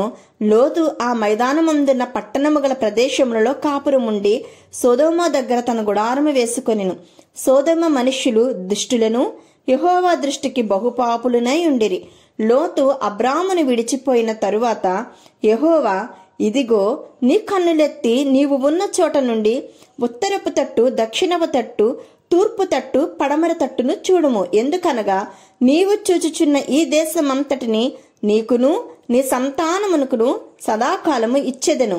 మరియు నీ సంతానమును భూమి మీద నుండి రేణువుల వలె విస్తరింపచేసేదను. ఎట్లనగా ఒకడు భూమి మీద నుండి రేణువులను లెక్కింపగలిగిన ఎడల నీ సంతానమును కూడా లెక్కింపవచ్చును. నీవు లేచి ఈ దేశం యొక్క పొడుగును వెడల్పును దానిలో సంచరించుము, అది నీకిచ్చేదనని అబ్రాముతో చెప్పెను. అప్పుడు అబ్రాము తన గుడారము తీసి హెబ్రోనులోని మమ్రే దగ్గరనున్న సింధూర వృక్షవనములో దిగి అక్కడ యెహోవాకు బలిపీఠం కట్టెను. దేవుడు మన వెనుకడులో ఈ లేఖన భాగం దీవించునుగాక. ఆమెన్. ఆదికాండము 14వ అధ్యాయము. షీనారు రాజైన అమ్రాపేలు, ఎల్లాసరు రాజైన ఆర్యోకు, యలాము రాజైన కదర్లోయోమేరు, గోయీలు రాజైన తీదాలు అనువారి దినములలో వారు సోదమ రాజైన బెరాతోను, గోమర్ర రాజైన బిర్షాతోను, ఆద్మా రాజైన షీనాబుతోను, సెబోయీల రాజైన షెమేబేరుతోనూ సోయారును బేలరాజుతోనూ యుద్ధము చేసిరి. వీరందరూ ఉప్పు సముద్రమైన సిద్దీము లోయలో ఏకముగా కూడి 12 సంవత్సరములు కదొర్లా ఏమేరుకు లోబడి 13వ సంవత్సరమున తిరుగుబాటు చేసిరి. 14వ సంవత్సరమున కదర్లో ఏమేరును అతనితో కూడా నున్న రాజులు వచ్చి అష్తారోత్ కర్నాయిములో రెఫాయిములను, హామోలో జూజీయులను, షావే కిర్యాతాయిము మైదానములో ఎమీయులను కొట్టిరి. మరియు హోరీయులను అరణ్యము దగ్గరనున్న యాల్పారాను వరకు తరిమి సేయూరు పర్వత ప్రదేశంలో వారిని కొట్టిన తరువాత తిరిగి కాదేశును ఎన్మిష్పతుకు వచ్చి అమాలేకీయుల దేశమంతటిని, హసాసోన్ తామారులో కాపురమున్న అమోరేయులను కూడా కొట్టిరి. అప్పుడు సోదొమ రాజును, గోమర్ర రాజును, ఆద్మా రాజును, సెబోయీము రాజును, సోయారును, బేలరాజును బయలుదేరి సిద్దీము లోయలో వారితో అనగా ఏలాము రాజైన కదర్లోయేమేరు, గోయీయుల రాజైన తిదాలు, షీనారు రాజైన అమ్రాపేలు, ఎల్లాసరు రాజైన ఆర్యోకు అను నలుగురితో ఆ 5 రాజులు యుద్ధం చేసిరి. ఆ సిద్దీము లోయలలో విస్తారమైన మట్టికీలు గుంటలు ఉండెను. సోదొమ గోమర్రల రాజులు పారిపోయి వాటిలో పడిరి. శేషించిన వారు కొండకు పారిపోయిరి. అప్పుడు వారు సోదొమ గోమర్రల ఆస్తి యావత్తును వారి భోజన పదార్థములన్నీ పట్టుకుని పోయిరి. మరియు అబ్రహాము సహోదరుని కుమారుడైన లోతు సోదొములో కాపురముండెను గనుక అతనిని అతని ఆస్తిని పట్టుకుని పోగా తప్పించుకొనని ఒకడు వచ్చి హెబ్రీయుడైన అబ్రహామునకు ఆ సంగతి తెలిపెను. అప్పుడతడు ఎష్కోలు సహోదరుడును ఆనేరు సహోదరుడునైన మమ్రే అను అమోరీయుని ఏలోను వనంలో కాపురముండెను. వీరు అబ్రాముతో నిబంధన చేసుకునేవారు. అబ్రాము తన తమ్ముడు చెరపట్టబడినని విని తన ఇంట పుట్టి అలవరచబడిన 318 వెంట పెట్టుకుని దాను మట్టుకు ఆ రాజులను తరిమెను. రాత్రివేళ అతడును అతని దాసులను వారికి ఎదురుగా మనులు తీర్చి వారిని కొట్టి దమస్కునకు ఎడమ తట్టునున్న హోబా మట్టుకు తరిమి ఆస్తి యావత్తు తిరిగి తెచ్చి తన తమ్ముడైన లోతును అతని ఆ ఆస్తిని, స్త్రీలను, ప్రజలను తిరిగి తీసుకుని వచ్చెను. అతడు కదర్లో ఏమేరును అతనితో కూడిన రాజులను ఓడించి తిరిగి వచ్చినప్పుడు సోదొమ రాజు అతన్ని ఎదుర్కొనుటకు రాజులోయ అను షావేలోయ మట్టుకు బయలుదేరి వచ్చెను. మరియు షాలేము రాజైన మెల్కీసెదెకు రొట్టెను ద్రాక్షారసమును తీసుకుని వచ్చెను. అతడు సర్వోన్నతుడకు దేవునికి యాజకుడు. అప్పుడతడు అబ్రామును ఆశీర్వదించి ఆకాశమునకు భూమినికి సృష్టికర్తయను సర్వోన్నతుడైన దేవుని వలన అబ్రాము ఆశీర్వదింపబడునుగాక అనియు, నీ శత్రువులను నీ చేతికి అప్పగించిన సర్వోన్నతుడకు దేవుడు స్తుతింపబడునుగాక అనియు చెప్పాను. అప్పుడతడు అన్నిటిలో అతనికి 10వ వంతు ఇచ్చెను. సోదొమరాజు మనుష్యులను నాకిచ్చి ఆస్తిని నీవే తీసుకునమని అబ్రహాముతో చెప్పగా అబ్రాము, నేనే అబ్రామును ధనవంతునిగా చేసితనని నీవు చెప్పకుండానట్లు 1 నూలు పోగైనను చెప్పుల వారైనను నీ వాటిలో ఏదైనాను తీసుకునని ఆకాశమునకును భూమికిని సృష్టికర్తయును సర్వోన్నతుడైన దేవుడైన యెహోవా ఎదుట నా చెయ్యి ఎత్తి ప్రమాణము చేసి ఉన్నాను. అయితే ఈ పడుచువారు భుజించినది తప్ప నాతో కూడా వచ్చిన అనేరు, ఎష్కోలు, మమ్రే అను వారికి ఏ ఏ భాగములు రావలేనో ఆయా భాగములు మాత్రము వారిని తీసుకొనిమ్మని సోదొమరాజుతో చెప్పెను. ఈ లేఖన భాగం దేవుడు మన వినికిడిలో దీవించబడును గాక. ఆమేన్. ఆదికాండము 15వ అధ్యాయము. ఇది జరిగిన తరువాత యెహోవా వాక్యము అబ్రహామునకు దర్శనమందు వచ్చి, అబ్రామా, భయపడకము, నేను నీకు కేడము, నీ బహుమానము అత్యధికమగునని వచ్చి చెప్పాను. అందుకు అబ్రాము, ప్రభువైన యెహోవా, నాకేమి ఇచ్చిననేమి? నేను సంతానము లేనివాడినై పోవుచున్నానే. దమస్కు ఎలియాజరే నా ఇంటి ఆస్తి కర్తయగును గదా. మరియు అబ్రాము, ఇదిగో నీవు నాకు సంతానం ఇయ్యలేదు గనుక నా పరివారంలో ఒకడు నాకు వారసుడగునని చెప్పగా యెహోవా వాక్యము అతని యొద్దకు వచ్చి, ఇతడు నీకు వారసుడు కాడు, నీ గర్భవాసమున పుట్టబోవచున్నాడు, నీకు వారసుడగునని చెప్పెను. మరియు ఆయన వెలుపలికి అతనిని తీసుకుని వచ్చి, నీవు ఆకాశం వైపు తేరుచూచి నక్షత్రములను లెక్కించుటకు నీ చేతనైతే లెక్కించమని చెప్పి నీ సంతానము అలాగు అవునని చెప్పెను. అతడు యెహోవాను నమ్మెను, ఆయన అది అతనికి నీతిగా ఎంచెను. మరియు ఆయన నీవు ఈ దేశమును స్వతంత్రించుకున్నట్లు దాని నీకిచ్చుటకు కల్దీయుల ఊరను పట్టణములో నుండి నిన్ను యువతలకు తీసుకుని వచ్చిన యెహోవాను నేనే అని చెప్పినప్పుడు అతడు ప్రభువైన యెహోవా నేను దీనిని స్వతంత్రించుకొనదనని నాకెట్లు తెలియననగా ఆయన 3 ఏండ్ల పెయ్యను 3 ఏండ్ల మేకను 3 ఏండ్ల పొట్టేలను 1 తెల్లగువ్వను 1 పావురపు పిల్లను నా యొద్దకు తెమ్మని అతనితో చెప్పెను. అతడు అవన్నీ తీసుకుని వాటిని నడుమకు ఖండించి దేని ఖండమున దాని ఖండమునకు ఎదురుగా నుంచెను. పక్షులను అతడు ఖండింపలేదు. గద్దలు ఆ కళేబరముల మీద వాలినప్పుడు అబ్రాము వాటిని తోలివేసెను. ప్రొద్దుగ్రోంకపోయినప్పుడు అబ్రామునకు గాఢనిద్ర పట్టెను. భయంకరమైన కటిక చీకటి అతని కమ్మగా ఆయన నీ సంతతి వారు తమది కాని పరదేశమందు నివసించి ఆ దేశపు వారికి దాసులుగా నుందురు. వారు 400 ఏండ్లు వీరిని శ్రమ పెట్టుదురు. వీరు ఎవరికి దాసులవుదురో ఆ జనమునకు నేనే తీర్పు తీర్చుదును. తరువాత వారు మిక్కిలి ఆశతో బయలుదేరి వచ్చెదరు. నీవు క్షేమంగా నీ పితరుల యొద్దకు పోయేదువు. మంచి వృద్ధాప్యమందు పాతిపెట్టబడుదువు. అమోరీయుల అక్రమము ఇంకనూ సంపూర్ణము కాలేదు గనుక నీ 4వ తరము వారు ఇక్కడికి మరలా వచ్చెదరని నిశ్చయముగా తెలుసుకొనమని అబ్రాముతో చెప్పెను. మరియు ప్రొద్దుగ్రూంకి కటికి చీకటి పడినప్పుడు రాజు చిన్న పొయ్యయు అగ్ని జ్వాలయును కనబడి ఆ ఖండముల మధ్య విడిచిపోయెను.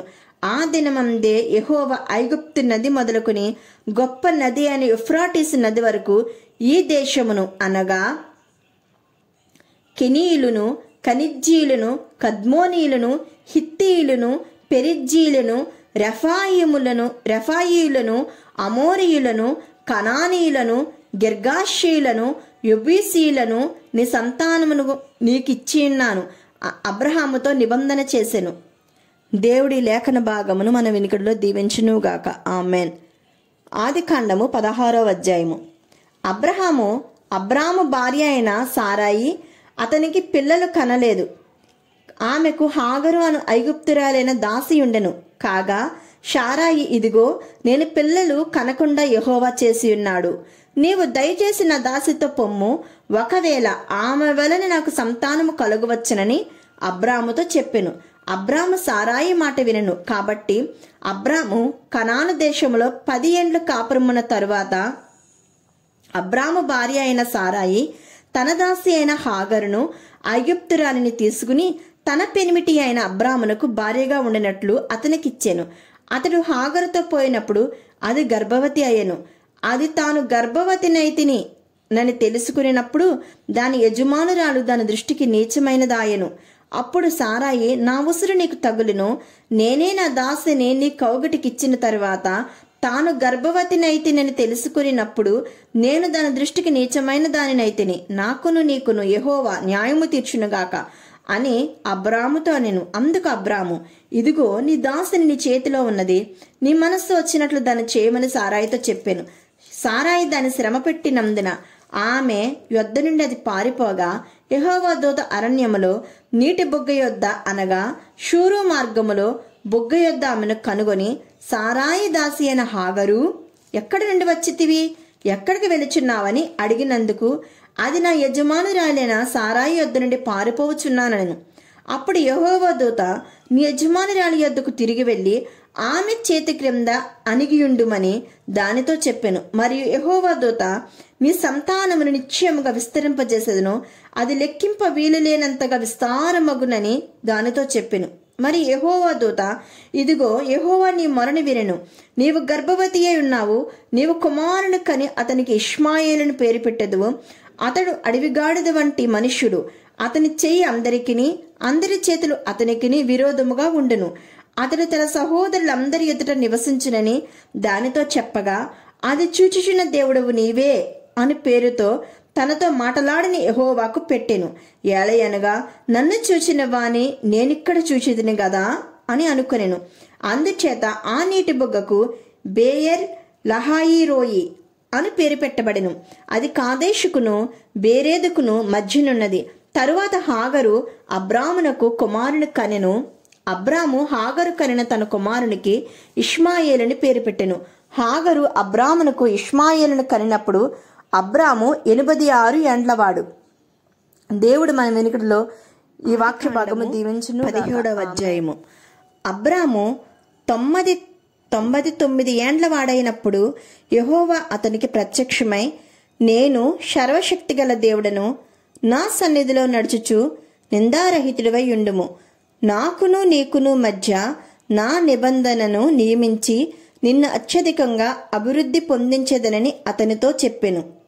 అబ్రాము సాగిలపడి ఉండగా దేవుడు అతనితో మాట్లాడి, ఇదిగో నేను నియమించిన నా నిబంధన నీతో చేసి ఉన్నాను. నీవు అనేక జనములకు తండ్రి వగుదువు, మరియు ఇక మీదట నీ పేరు అబ్రాము అనబడదు.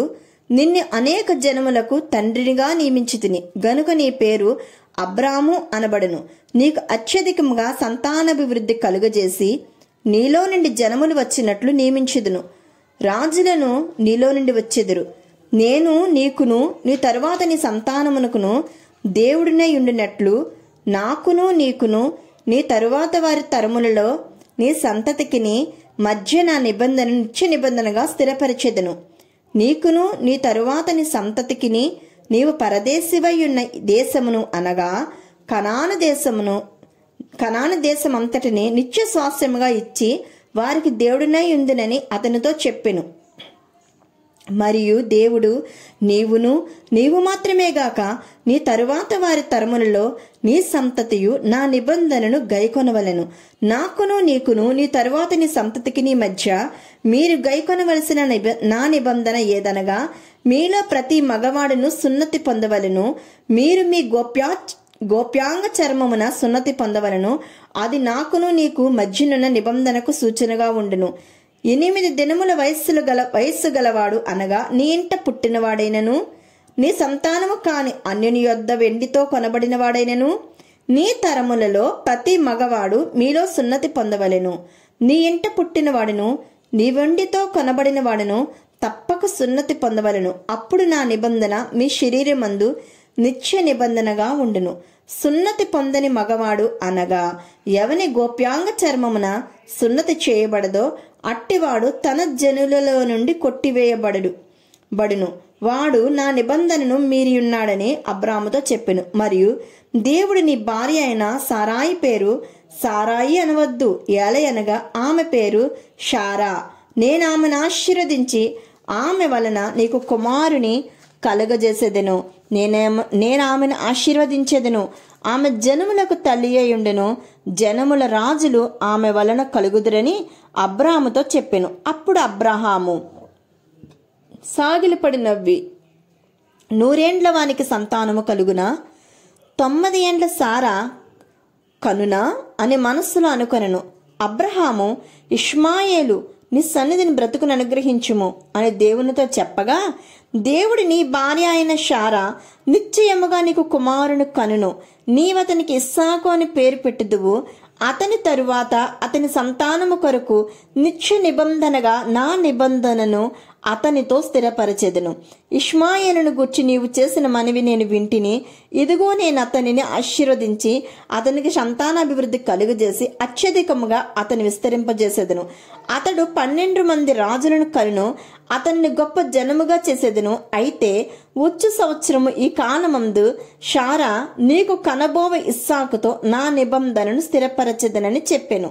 దేవుడు అబ్రహాముతో మాట్లాడుట చాలించిన తరువాత అతని యొద్ద నుండి పరమునకు వెళ్ళెను. అప్పుడు అబ్రహాము తన కుమారుడైన ఇష్మాయేలును, తన ఇంట పుట్టిన వారందరినీ, తన వెండితో కొనబడిన వారందరినీ, అబ్రహాము ఇంటి మనుషులలో ప్రతి వానిని పట్టుకుని దేవుడు తనతో చెప్పిన ప్రకారము ఆ దినమందే వారి వారి గోప్యాంగ చర్మమున సున్నతి చేసెను. అబ్రహాము గోప్యాంగ చర్మము సున్నతి చేయబడినప్పుడు అతడు 99 ఏండ్లవాడు. అతని కుమారుడైన ఇష్మాయేలు గోప్యాంగ చర్మము సున్నతి చేయబడినప్పుడు అతడు 13 ఏండ్లవాడు. ఒక్క దినమందే అబ్రహామును అతని కుమారుడైన ఇష్మాయేలును సున్నతి పొందిరి. అతని ఇంట పుట్టిన వారును, అన్యుని యొద్ద వెండితో కనబడిన వారును, అతని ఇంటిలోని పురుషులందరూ అతనితో కూడా సున్నతి పొందిరి. దేవుడి లేఖన భాగము మన వినికిడిలో దీవించునుగాక. ఆమెన్. ఆదికాండము 18వ అధ్యాయము. మరియు మమ్రే దగ్గరనున్న సింధూర వనములో అబ్రహాము ఎండవేళ గుడారపు ద్వారమందు కూర్చుని ఉన్నప్పుడు యెహోవా అతనికి కనబడెను. అతడు కన్నులెత్తి చూచినప్పుడు 3 మనుష్యులు అతని ఎదుట నిలువబడి ఉండిరి. అతడు వారిని చూచి గుడారపు వాకిట నుండి వారిని ఎదుర్కొనుటకు పరిగెత్తి నేలమట్టుకు వంగి, ప్రభువా, నీ కటాక్షము నా మీద ఉన్న ఎడల ఇప్పుడు నీ దాసుని దాటిపోవద్దు. నేను కొంచెము నీళ్లు తెప్పించేదను. దయచేసి కాళ్ళు కడుగుకొని ఈ చెట్టు క్రింద అలసట తీర్చుకొనుడి. కొంచెం ఆహారం తెచ్చేదను. మీ ప్రాణములను బలపరుచుకొనుడి. తరువాత మీరు వెళ్ళవచ్చును. ఇందు నిమిత్తము గదా మీ దాసుని యొద్దకు వచ్చితిరనెను. వారు నీవు చెప్పినట్లు చేయమనగా అబ్రహాము గుడారములోనున్న శారా యొద్దకు త్వరగా వెళ్ళి, నీవు త్వరపడి 3 మానికల మెత్తని పిండి తెచ్చి పిసికి రొట్టెలు చేయమని చెప్పెను. మరియు అబ్రహాము పశువుల మందకు పరిగెత్తి ఒక మంచి లేత దూడను తెచ్చి ఒక పనివానికి అప్పగించెను. వాడు దాన్ని త్వరగా సిద్ధపరిచెను. తరువాత అతడు వెన్నను పాలను తాను సిద్ధము చేయించిన దూడను తెచ్చి వారి ఎదుట పెట్టి వారు భోజనము చేయుచుండగా వారి యొద్ద ఆ చెట్టు క్రింద నిలుచుండెను. వారతనితో, నీ భార్య అయిన శారా ఎక్కడున్నదని అడుగగా అతడు, అదిగో గుడారములోనున్నదని చెప్పెను. అందుకాయన, మీదటికి ఈ కాలమున నీ యొద్దకు నిశ్చయముగా మరలా వచ్చేదను.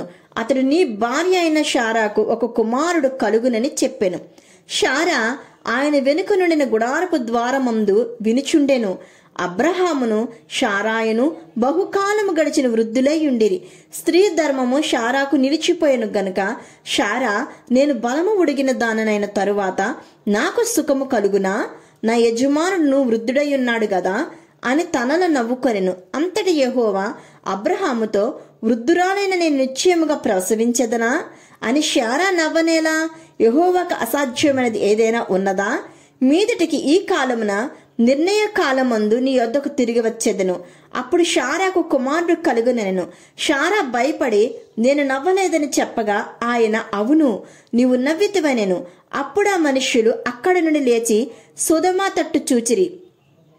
అబ్రహాము వారిని సాగనంపుటకు వారితో కూడా వెళ్ళెను. అప్పుడు యెహోవా, నేను చేయబోవు కార్యము అబ్రహామునకు దాచెదనా? అబ్రహాము నిశ్చయముగా బలము గల గొప్ప జనమగును. అతని మూలముగా భూమిలోని సమస్త జనములను ఆశీర్వదింపబడును. ఎట్లనగా యెహోవా అబ్రహామును గూర్చి చెప్పినది అతనికి కలుగజేయనట్లు తన తరువాత తన పిల్లలను తన ఇంటి వారును నీతి న్యాయములు జరిగించుచు యెహోవా మార్గమును గైకొనుటకు అతడు వారికి ఆజ్ఞాపించినట్లు నేను అతన్ని ఎరిగి ఉన్నానెను. మరియు యెహోవా సొదొమ గొమొర్రాలను గూర్చిన మొర గొప్పది గనుకను వాటి పాపము బహు భారమైనది గనుకను నేను దిగిపోయి నా యొద్దకు వచ్చిన ఆ మొర చెప్పుననే వారు సంపూర్ణంగా చేసిరో లేదో చూచెదను. చేయనెడల నేను తెలుసుకుందునెను. ఆ మనుష్యులు అక్కడి నుండి తిరిగి సొదొమ వైపుకు వెళ్ళిరి. అబ్రహాము ఇంకా యెహోవా సన్నిధి నిలుచుచుండెను. అప్పుడు అబ్రహాము సమీపించి ఇట్లనెను, దుష్టులతో కూడా నీతిమంతులను నాశనం చేయుదువా? ఆ పట్టణంలో ఒకవేళ 50 మంది నీతిమంతులుండిన ఎడల దానిలోనున్న 50 మంది నీతిమంతుల నిమిత్తము ఆ స్థలమును నాశనం చేయక కాయునా? ఆ చొప్పున చేసి దుష్టులతో కూడా నీతిమంతులను చంపుటకు నీకు దూరమవునుగాక. నీతిమంతుని దుష్టునితో సమానముగా ఎంచుట నీకు దూరమవునుగాక. సర్వలోకమునకు తీర్పు తీర్చువాడు న్యాయము చేయడా అని చెప్పినప్పుడు యెహోవా, సొదొమ పట్టణములో 50 నీతిమంతులు నాకు కనబడిన ఎడల వారిని బట్టి ఆ స్థలమంతటిని కాయుదనెను. అందుకు అబ్రహాము, ఇదిగో ధూళియు బూడిదయునైన నేను ప్రభువుతో మాటలాడ తెగించుచున్నాను. 50 మంది నీతిమంతులలో ఒకవేళ 5 తక్కువైతే 5 తక్కువైనందున ఆ పట్టణమంతయు నాశనము చేయుదువా అని మరలా అడిగెను. అందుకైన అక్కడ 45 కనబడిన ఎడల నాశనము చేయనెను. అతడింకా ఆయనతో మాట్లాడుచు, ఒకవేళ అక్కడ 40 మంది కనబడుదురేమో అనినప్పుడు ఆయన, ఆ 40 మందిని బట్టి నాశనము చేయకయుందునని చెప్పగా అతడు, ప్రభువు కోపపడని ఎడల నేను మాట్లాడేదను. ఒకవేళ అక్కడ 30 మందియే కనబడుదురేమో అనినప్పుడు ఆయన, అక్కడ 30 మంది నాకు కనబడిన ఎడల నాశనము చేయననెను. అందుకతడు, ఇదిగో ప్రభువుతో మాట్లాడ తెగించి తిని, ఒకవేళ అక్కడ 20 మంది కనబడుదురేమో అనినప్పుడు ఆయన, ఆ 20 మందిని బట్టి నాశనము చేయకుందుననగా అతడు, ప్రభువు కోపపడిన ఎడల నేను ఇంకొక మారే మాట్లాడేదను. ఒకవేళ అక్కడ 10 మందే కనబడుదురేమో అనినప్పుడు ఆయన, ఆ 10 మందిని బట్టి నాశనము చేయకుందునెను. యెహోవా అబ్రహాముతో మాటలాడుట చాలించి వెళ్ళిపోయాను. అబ్రహాము తన ఇంటికి తిరిగి వెళ్ళెను. దేవుడి లేఖన భాగం మన వినుటలో దీవించునుగాక. ఆమెన్. ఆదికాండము 19వ అధ్యాయము. ఆ సాయంకాలమందు ఆ ఇద్దరు దేవదూతలు సొదొమ చేరినప్పటికీ లోతు సొదొమ గవని యొద్ద కూర్చుండి ఉండెను. లోతు వారిని చూచి వారిని ఎదుర్కొనుటకు లేచి సాష్టాంగ నమస్కారము చేసి, నా ప్రభువులారా, దయచేసి మీ దాసుని ఇంటికి వచ్చి రాత్రి వెళ్ళబుచ్చి కాళ్ళు కడుగుకొనిడి. మీరు పెందనకాడ లేచి మీ త్రోవను వెళ్ళవచ్చనను. అందుకు వారు, అలాగు కాదు, నడివీధిలో రాత్రి వెళ్ళబుచ్చిదమని చెప్పిరి. అయినను అతడు మిక్కిలి బలవంతం చేసినప్పుడు వారు అతని తట్టు తిరిగి అతని ఇంట ప్రవేశించిరి. అతడు వారికి విందు చేసి పొంగని రొట్టెలు కాల్చగా వారు భోజనము చేసిరి. వారు పండు కొనక ముందు ఆ పట్టణస్థులు, అనగా సొదొమ మనుష్యులు, బాలురను వృద్ధులను ప్రజలందరూ నలుదిక్కుల నుండి కూడివచ్చి ఆ ఇల్లు చుట్టవేసి లోతును పిలిచి, ఈ రాత్రి నీ యొద్దకు వచ్చిన మనుషులు ఎక్కడ?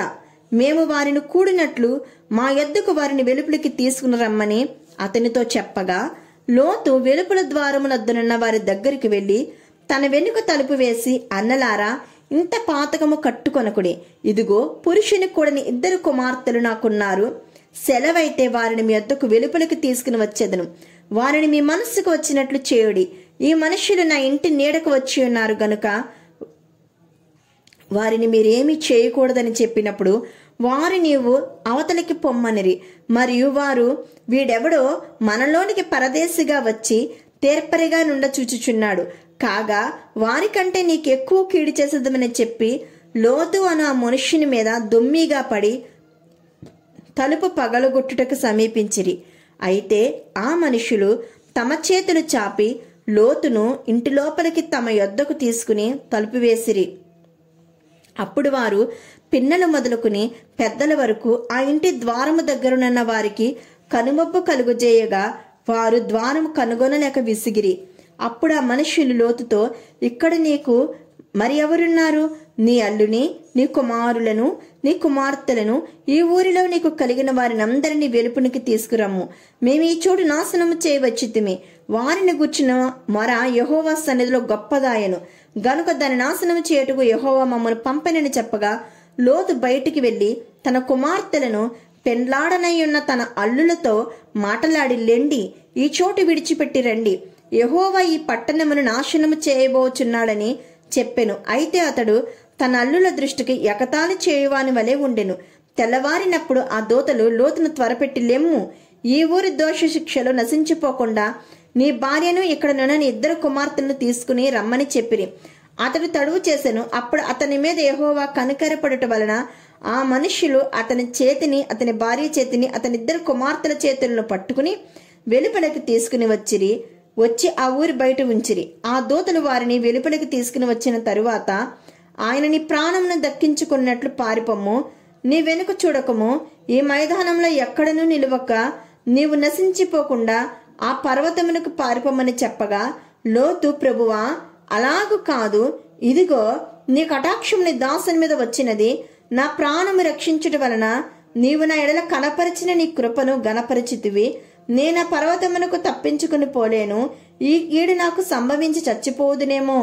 ఇదిగో, పారిపోవుటకు ఈ ఊరు సమీపంలో ఉన్నది, అది చిన్నది, నన్ను అక్కడికి తప్పించుకుని పోనిమ్ము.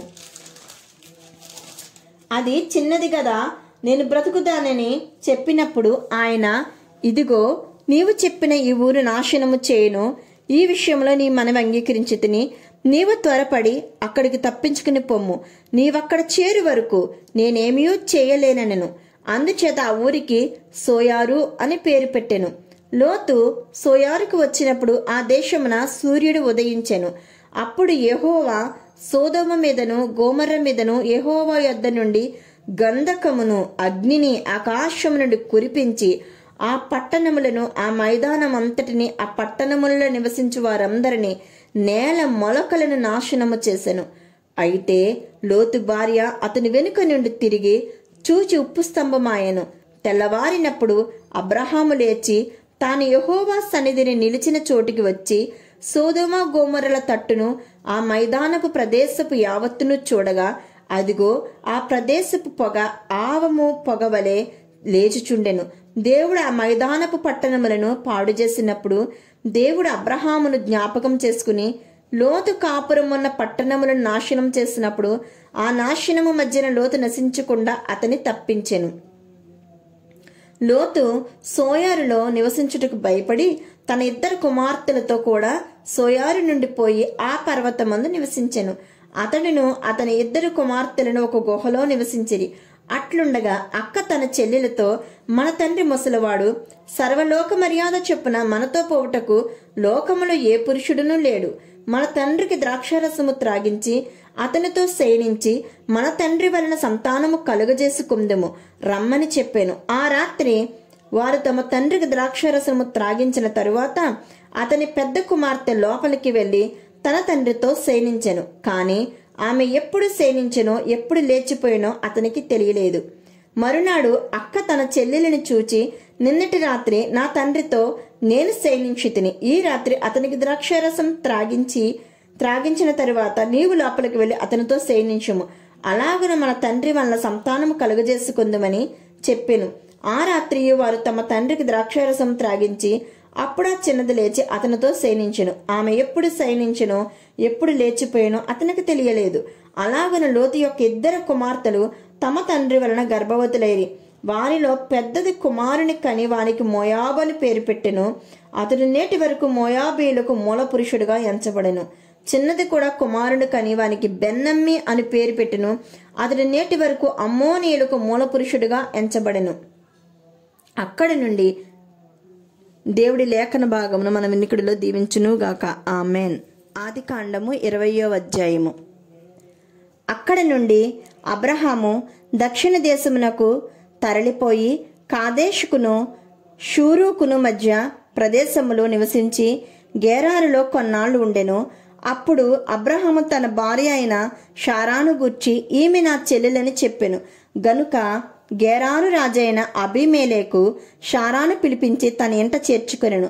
అయినను రాత్రివేళ దేవుడు స్వప్నమందు అబీమెలెకు నద్దకు వచ్చి, నీవు నీ ఇంట చేర్చుకొనిన స్త్రీ ఒక పురుషునికి భార్య గనుక ఆమె నిమిత్తము నువ్వు వాడవు సుమా అని చెప్పెను. అయితే అబీమెలెకు ఆమెతో పోలేదు. గనుక అతడు, ప్రభువా, ఇట్టి నీతి గల జనమును హతము చేయుదువా? ఈమె నా చెల్లెలని అతడు నాతో చెప్పలేదా? మరియు ఆమె కూడా అతడు నా అన్న అనెను. నేను చేతులతో ఏ దోషము చేయక యథార్థ హృదయముతో ఈ పని చేసిద్దనెను. అందుకు దేవుడు, అవును, యథార్థ హృదయముతో దీని చేసిద్దవని నేను ఎరుగుదును. మరియు నీవు నాకు విరోధముగా పాపము చేయకుండా నేను నిన్ను అడ్డగించి తిని, అందుకే నేను నిన్ను ఆమెను ముట్టనీయలేదు. కాబట్టి ఆ మనిషిని భార్యను తిరిగి అతనికి అప్పగించుము. అతడు ప్రవక్త, అతడు నీ కొరకు ప్రార్థన చేయను, నువ్వు బ్రతుకుదువు. నీవు ఆమెను అతనికి అప్పగించిన ఎడల నీవును నీ వారందరూ నిశ్చయముగా చచ్చెదరని తెలుసుకొనుమని స్వప్నమందు అతనితో చెప్పెను. తెల్లవారినప్పుడు అబీమెలెకు లేచి తన సేవకులందరినీ పిలిపించి ఈ సంగతులని వారికి వినిపించినప్పుడు ఆ మనుషులు మిగులు భయపడిరి. అబీమెలెకు అబ్రహామును పిలిపించి, నీవు మాకు చేసిన పని ఏమిటి?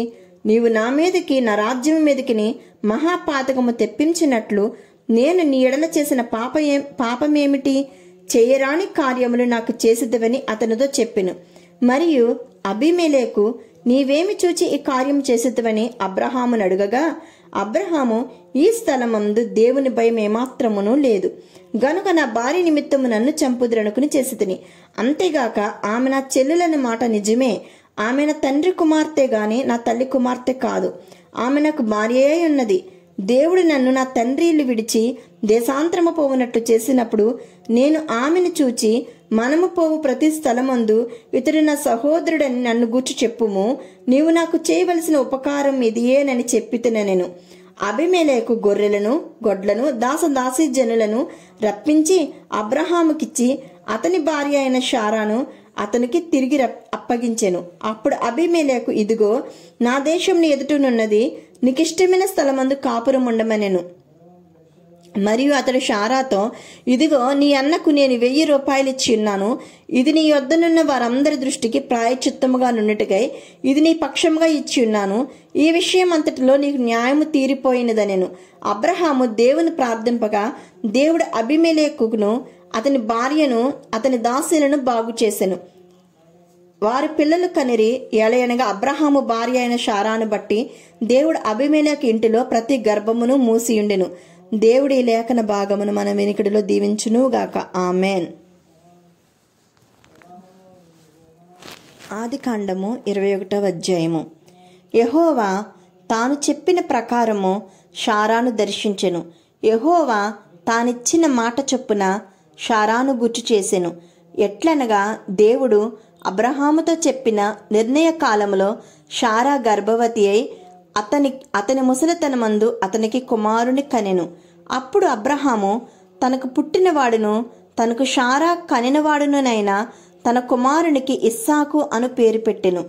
మరియు దేవుడు అబ్రహాముకు ఆజ్ఞాపించిన ప్రకారము అతడు 8 దినముల వాడైన ఇస్సాకు తన కుమారునికి సున్నతి చేసెను. అబ్రహాము కుమారుడైన ఇస్సాకు అతనికి పుట్టినప్పుడు అతడు 100 ఏండ్లవాడు. అప్పుడు శారా, దేవుడు నాకు నవ్వు కలుగజేసెను, వినువారెల్లా నా విషయమై నవ్వుదురనెను. మరియు శారా పిల్లలకు స్తన్యమిచ్చునని ఎవరు అబ్రహాముతో చెప్పును? నేను అతని ముసలితనమందు కుమారుని కంటిని గదా అనెను. ఆ పిల్లవాడు పెరిగి పాలు విడిచెను. ఇస్సాకు పాలు విడిచిన దినమందు అబ్రహాము గొప్ప విందు చేసెను. అప్పుడు అబ్రహామునకు ఐగుప్తురాలైన హాగరు కనిన కుమారుడు పరిహసించుట సారా చూచి, ఈ దాసిని దీని కుమారుని వెళ్ళగొట్టుము.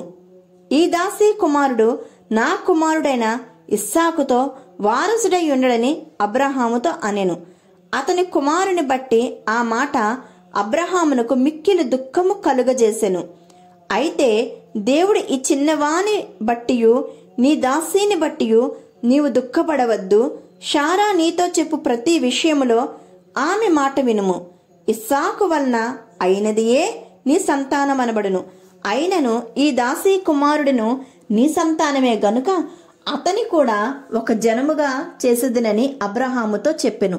కాబట్టి తెల్లవారినప్పుడు అబ్రహాము లేచి ఆహారమును నీళ్ల తిత్తిని తీసుకుని ఆ పిల్లవానితో కూడా హాగరునకు అప్పగించి ఆమె భుజము మీద వాటిని పెట్టి ఆమెను పంపివేసెను.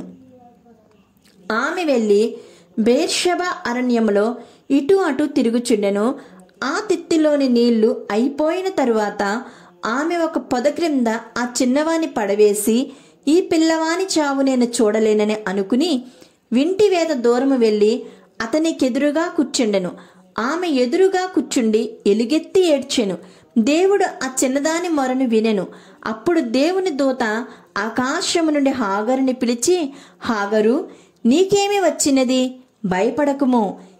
ఆ చిన్నవాడున్న చోట దేవుడు వాని స్వరము విని ఉన్నాడు. నీవు లేచి ఆ చిన్నవాని లేవనెత్తి నీ చేత పట్టుకొనుము, వానిని గొప్ప జనముగా చేసేదనని ఆమెతో అనెను.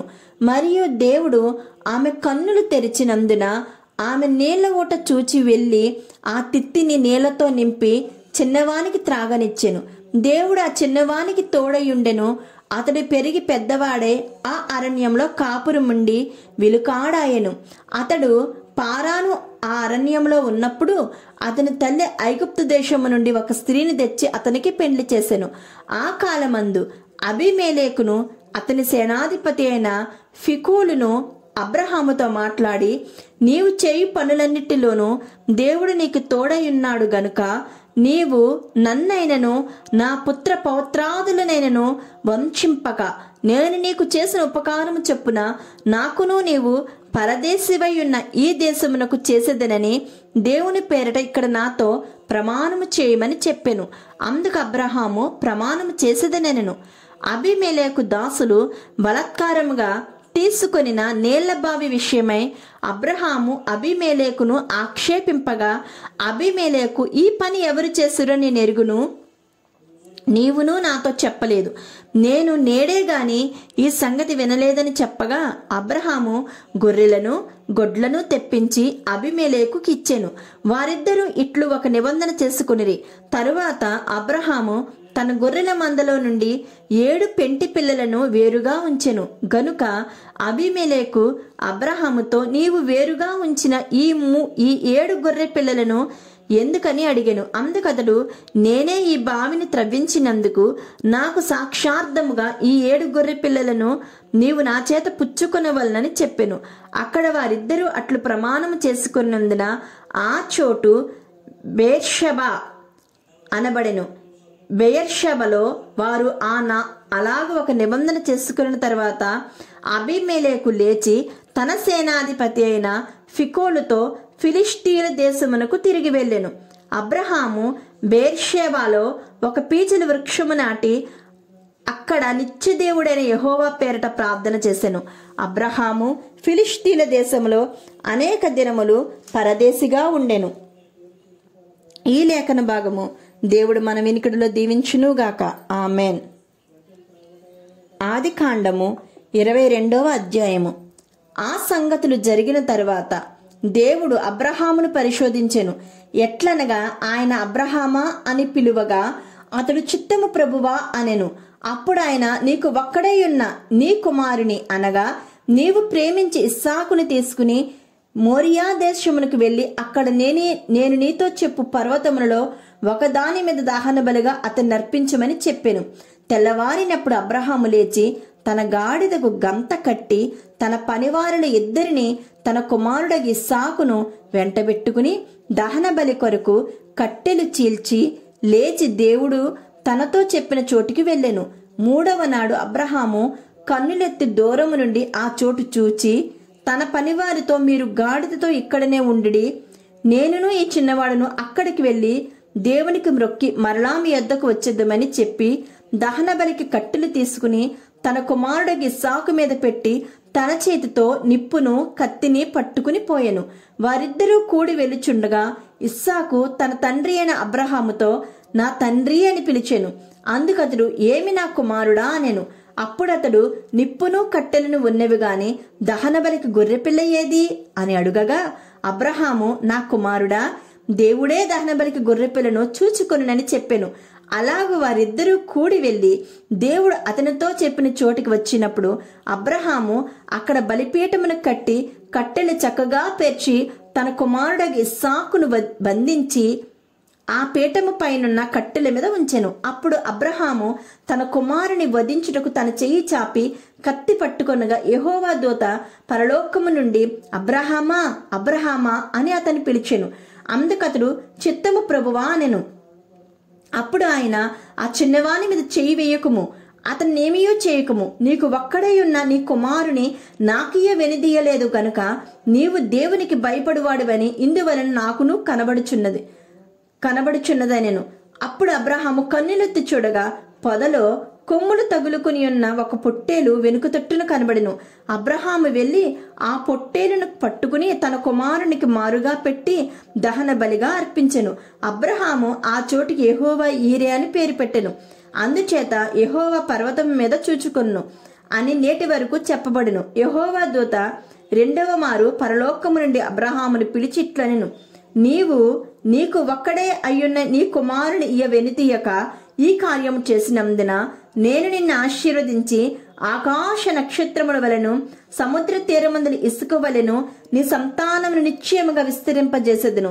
నీ సంతతి వారు తమ శత్రువుల గవిని స్వాధీనపరచుకొందురు. మరియు నీవు నా మాట వినినందున భూలోకములోని జనములన్నీయు నీ సంతానము వలన ఆశీర్వదించబడినని నా తోడని ప్రమాణం చేసి ఉన్నానని యెహోవా సెలవిచ్చెను. తర్వాత అబ్రహాము తన పనివారి యొద్దకు తిరిగి రాగా వారు లేచి అందరూ కలిసి బెయేర్షెబాకు వెళ్ళిరి. అబ్రహాము బెయేర్షెబాలో నివసించెను. ఆ సంగతులు జరిగిన తరువాత అబ్రహామునకు తెలుపబడినదేమనగా, మిల్కా అను ఆమెయు నీ సహోదరుడగు నాహోరునకు పిల్లలను కనెను. వారు ఎవరనగా, అతని జ్యేష్ఠ కుమారుడైన ఊజు, ఇతని తమ్ముడైన బూజు, ఆరాము తండ్రి అయిన కెమూయేలు, కేసేదు, హాజో, పిల్దాషు, ఇద్లాపు, బెతూయేలు రెబ్కాను కనెను. ఆ 8 మందిని మిల్కా అబ్రహాము సహోదరుడగు నాహోరునకు కనెను. మరియు రయూమా అను అతని ఉపపత్నియు తెబాహును, గహామును, తహాషును, మయాకాను కనెను. దేవుడి లేఖన భాగము మన వినికిడిలో దీవించునుగాక. ఆమెన్. ఆదికాండము 23వ అధ్యాయము. షారా జీవించిన కాలము అనగా షారా బ్రతికని ఏండ్లు 127. షారా కనాను దేశమందలి హెబ్రోనను కిర్యాతార్బలో మృతి పొందెను. అప్పుడు అబ్రహాము షారా నిమిత్తము అంగలార్చుటకును ఆమెను గూర్చి ఏడ్చుటకును వచ్చెను. తరువాత అబ్రహాము మృతి పొందిన తన భార్య ఎదుట నుండి లేచి హేతు కుమారులను చూచి, మీ మధ్య నేను పరదేశనుగాను పరవాసునుగాను ఉన్నాను.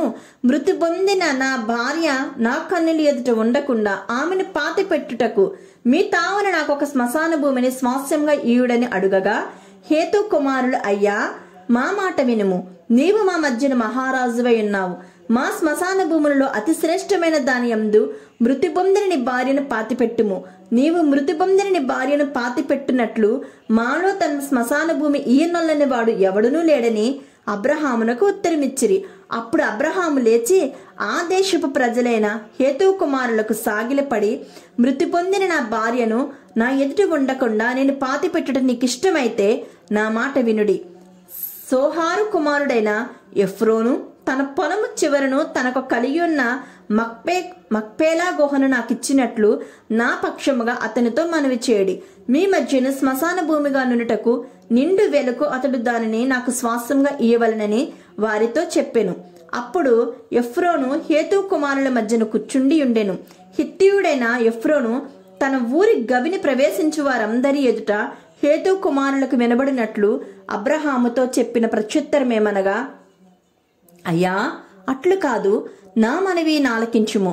ఆ పొలమును నీకిచ్చుచున్నాను, దానిలోనున్న గుహను నీకిచ్చుచున్నాను, నా ప్రజలు ఎదుట అది నీకిచ్చుచున్నాను. మృతి పొందిన నీ భార్యను పాతిపెట్టుమనను.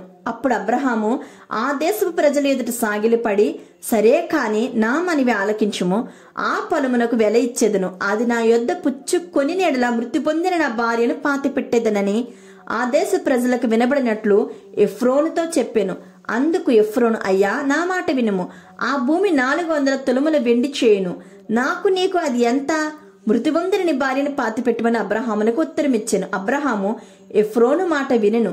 కాబట్టి హేతు కుమారులకు వినబడినట్లు ఎఫ్రోను చెప్పిన వెల అనగా వర్తకులలో చెల్లు 400 తులముల వెండి అబ్రహాము తూచి అతనికిచ్చెను. అలాగున మమ్రే ఎదుటనున్న మక్పేలా ఎందలి ఎఫ్రోను పొలము అనగా ఆ పొలమును దాని ఎందలి గుహయు దాని పొలిమేర అంతటిలోనున్న ఆ పొలము చెట్లన్నీయు అతని ఊరి గవిని ప్రవేశించు వారందరిలో హేతు కుమారుల ఎదుట అబ్రహామునకు స్వాస్థ్యంగా స్థిరపరచబడెను. ఆ తరువాత అబ్రహాము కనాను దేశంలో హెబ్రోనను మమ్రే ఎదుటనున్న మక్పేలా పొలము గుహలో తన భార్య అయిన షారాను పాతిపెట్టెను. ఆ పొలమును దానిలోనున్న గుహయు హేతు కుమారుల వలన శ్మశానము కొరకు అబ్రహామునకు స్వాస్థ్యముగా స్థిరపరచబడెను.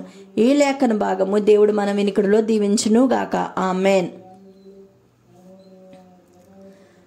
ఆదికాండము 24వ అధ్యాయము. అబ్రహాము బహుకాలము గడిచిన వృద్ధుడై ఉండెను. అన్ని విషయములలోనూ యెహోవా అబ్రహామును ఆశీర్వదించెను. అప్పుడు అబ్రహాము తనకు కలిగిన సమస్తమును ఏలుచుండిన తన ఇంటి పెద్ద దాసునితో, నీ చెయ్యి నా తొడ క్రింద పెట్టుము, నేను ఎవరి మధ్య కాపురమున్నానో ఆ కనానీయుల కుమార్తెలలో ఒక దానిని నా కుమారునికి పెండ్లి చెయ్యక నా స్వదేశమందున్న నా బంధువుల యొద్దకు వెళ్ళి ఇస్సాకును నా కుమారునికి భార్యను తెచ్చినట్లు ఆకాశం యొక్క దేవుడును భూమి యొక్క దేవుడునైనా యెహోవా తోడని నీ చేత ప్రమాణము చేయించదనను. ఆ దాసుడు ఈ దేశమునకు నా వెంట వచ్చుటకు ఒకవేళ ఆ స్త్రీ ఇష్టపడని ఎడల నీవు బయలుదేరి వచ్చిన ఆ దేశమునకు నేను నీ కుమారుని తీసుకుని పోవలనా అని అడుగగా, అబ్రహాము అక్కడికి నా కుమారుని తీసుకుని పోకూడదు సుమి, నా తండ్రి ఇంట నుండి నేను పుట్టిన దేశము నుండి నన్ను తెచ్చి నాతో మాటలాడి నీ సంతానమునకు ఈ దేశమునిచ్చేదనని ప్రమాణము చేసి నాతో చెప్పిన పరలోకపు దేవుడగు యెహోవా తన దూతను నీకు ముందుగా పంపును. అక్కడి నుండి నీవు నా కుమారునికి భార్యను తీసుకుని వచ్చెదవు. అయితే నీ వెంట వచ్చుటకు ఆ స్త్రీ ఇష్టపడని ఎడల ఈ ప్రమాణము నుండి నీవు విడుదల పొందెదవు గాని నీవు నా కుమారుని అక్కడికి తీసుకుని పోకూడదని అతనితో చెప్పెను. ఆ దాసుడు తన యజమానుడగు అబ్రహాము తొడ క్రింద తన చెయ్యి పెట్టి ఈ సంగతి విషయమై ప్రమాణము చేసెను. అతడు తన యజమానుని ఒంటెలలో 10 ఒంటెలను, తన యజమానుని ఆస్తిలో శ్రేష్టమైన నానా విధములగు వస్తువులను తీసుకుని పోయాను. అతడు లేచి అరమ్నా హరాయిములోనున్న నాహోరు పట్టణము చేరి సాయంకాలమందు స్త్రీలు నీళ్లు చేదుకొనవచ్చు వేళకు ఆ ఊరి బయటనున్న నీళ్లబావి యొద్ద తన ఒంటెలను మోకరింపచేసి ఇట్లనెను, నా యజమానుడగు అబ్రహాము దేవుడైన యెహోవా, నేను వచ్చిన కార్యమును త్వరలో సఫలము చేసి నా యజమానుడగు అబ్రహాము మీద అనుగ్రహము చూపుము, చిత్తగించుము. నేను ఈ నేల ఓట యొద్ద నిలుచున్నాను. ఈ ఊరి వారి పిల్లలు నీళ్లు చేదుకొనుటకు వచ్చుచున్నారు. కాబట్టి నేను త్రాగునట్లు నీవు దయచేసి నీ కడవను వంచుమని నేను చెప్పగా, నీవు త్రాగుము, నీ ఒంటెలకును నీళ్లు పెట్టేదనని ఏ చిన్నది చెప్పునో ఆమెయే నీ సేవకుడి ఇస్సాకు కొరకు నీవు నియమించినదై ఉండునుగాక. అందువలన నీవు నా యజమాని మీద అనుగ్రహము చూపుతావని తెలుసుకుందినెను. అతడు మాటలాడుట చాలింపక ముందే అబ్రహాము సహోదరుడైన నాహోరు భార్యయగు మిల్కా కుమారుడైన బెతూయేలుకు పుట్టిన రిబ్కా కడవ భుజమీద పెట్టుకుని వచ్చెను. ఆ చిన్నది మిక్కిలి చక్కనిది. ఆమె కన్యక. ఏ పురుషుడును ఆమెను కూడలేదు. ఆమె ఆ బావిలోనికి దిగిపోయి కడవను నీళ్లతో నింపుకుని ఎక్కిరాగా ఆ సేవకుడు ఆమెను ఎదుర్కొనుటకు పరిగెత్తి, నీ కడవలో నీళ్లు కొంచెము దయచేసి నన్ను త్రాగనిమ్మనమని అడిగాను. అందుకామె అయ్యా త్రాగమని చెప్పి త్వరగా తన కడవను చేతి మీదికి దించుకుని అతనికి దాహమిచ్చెను.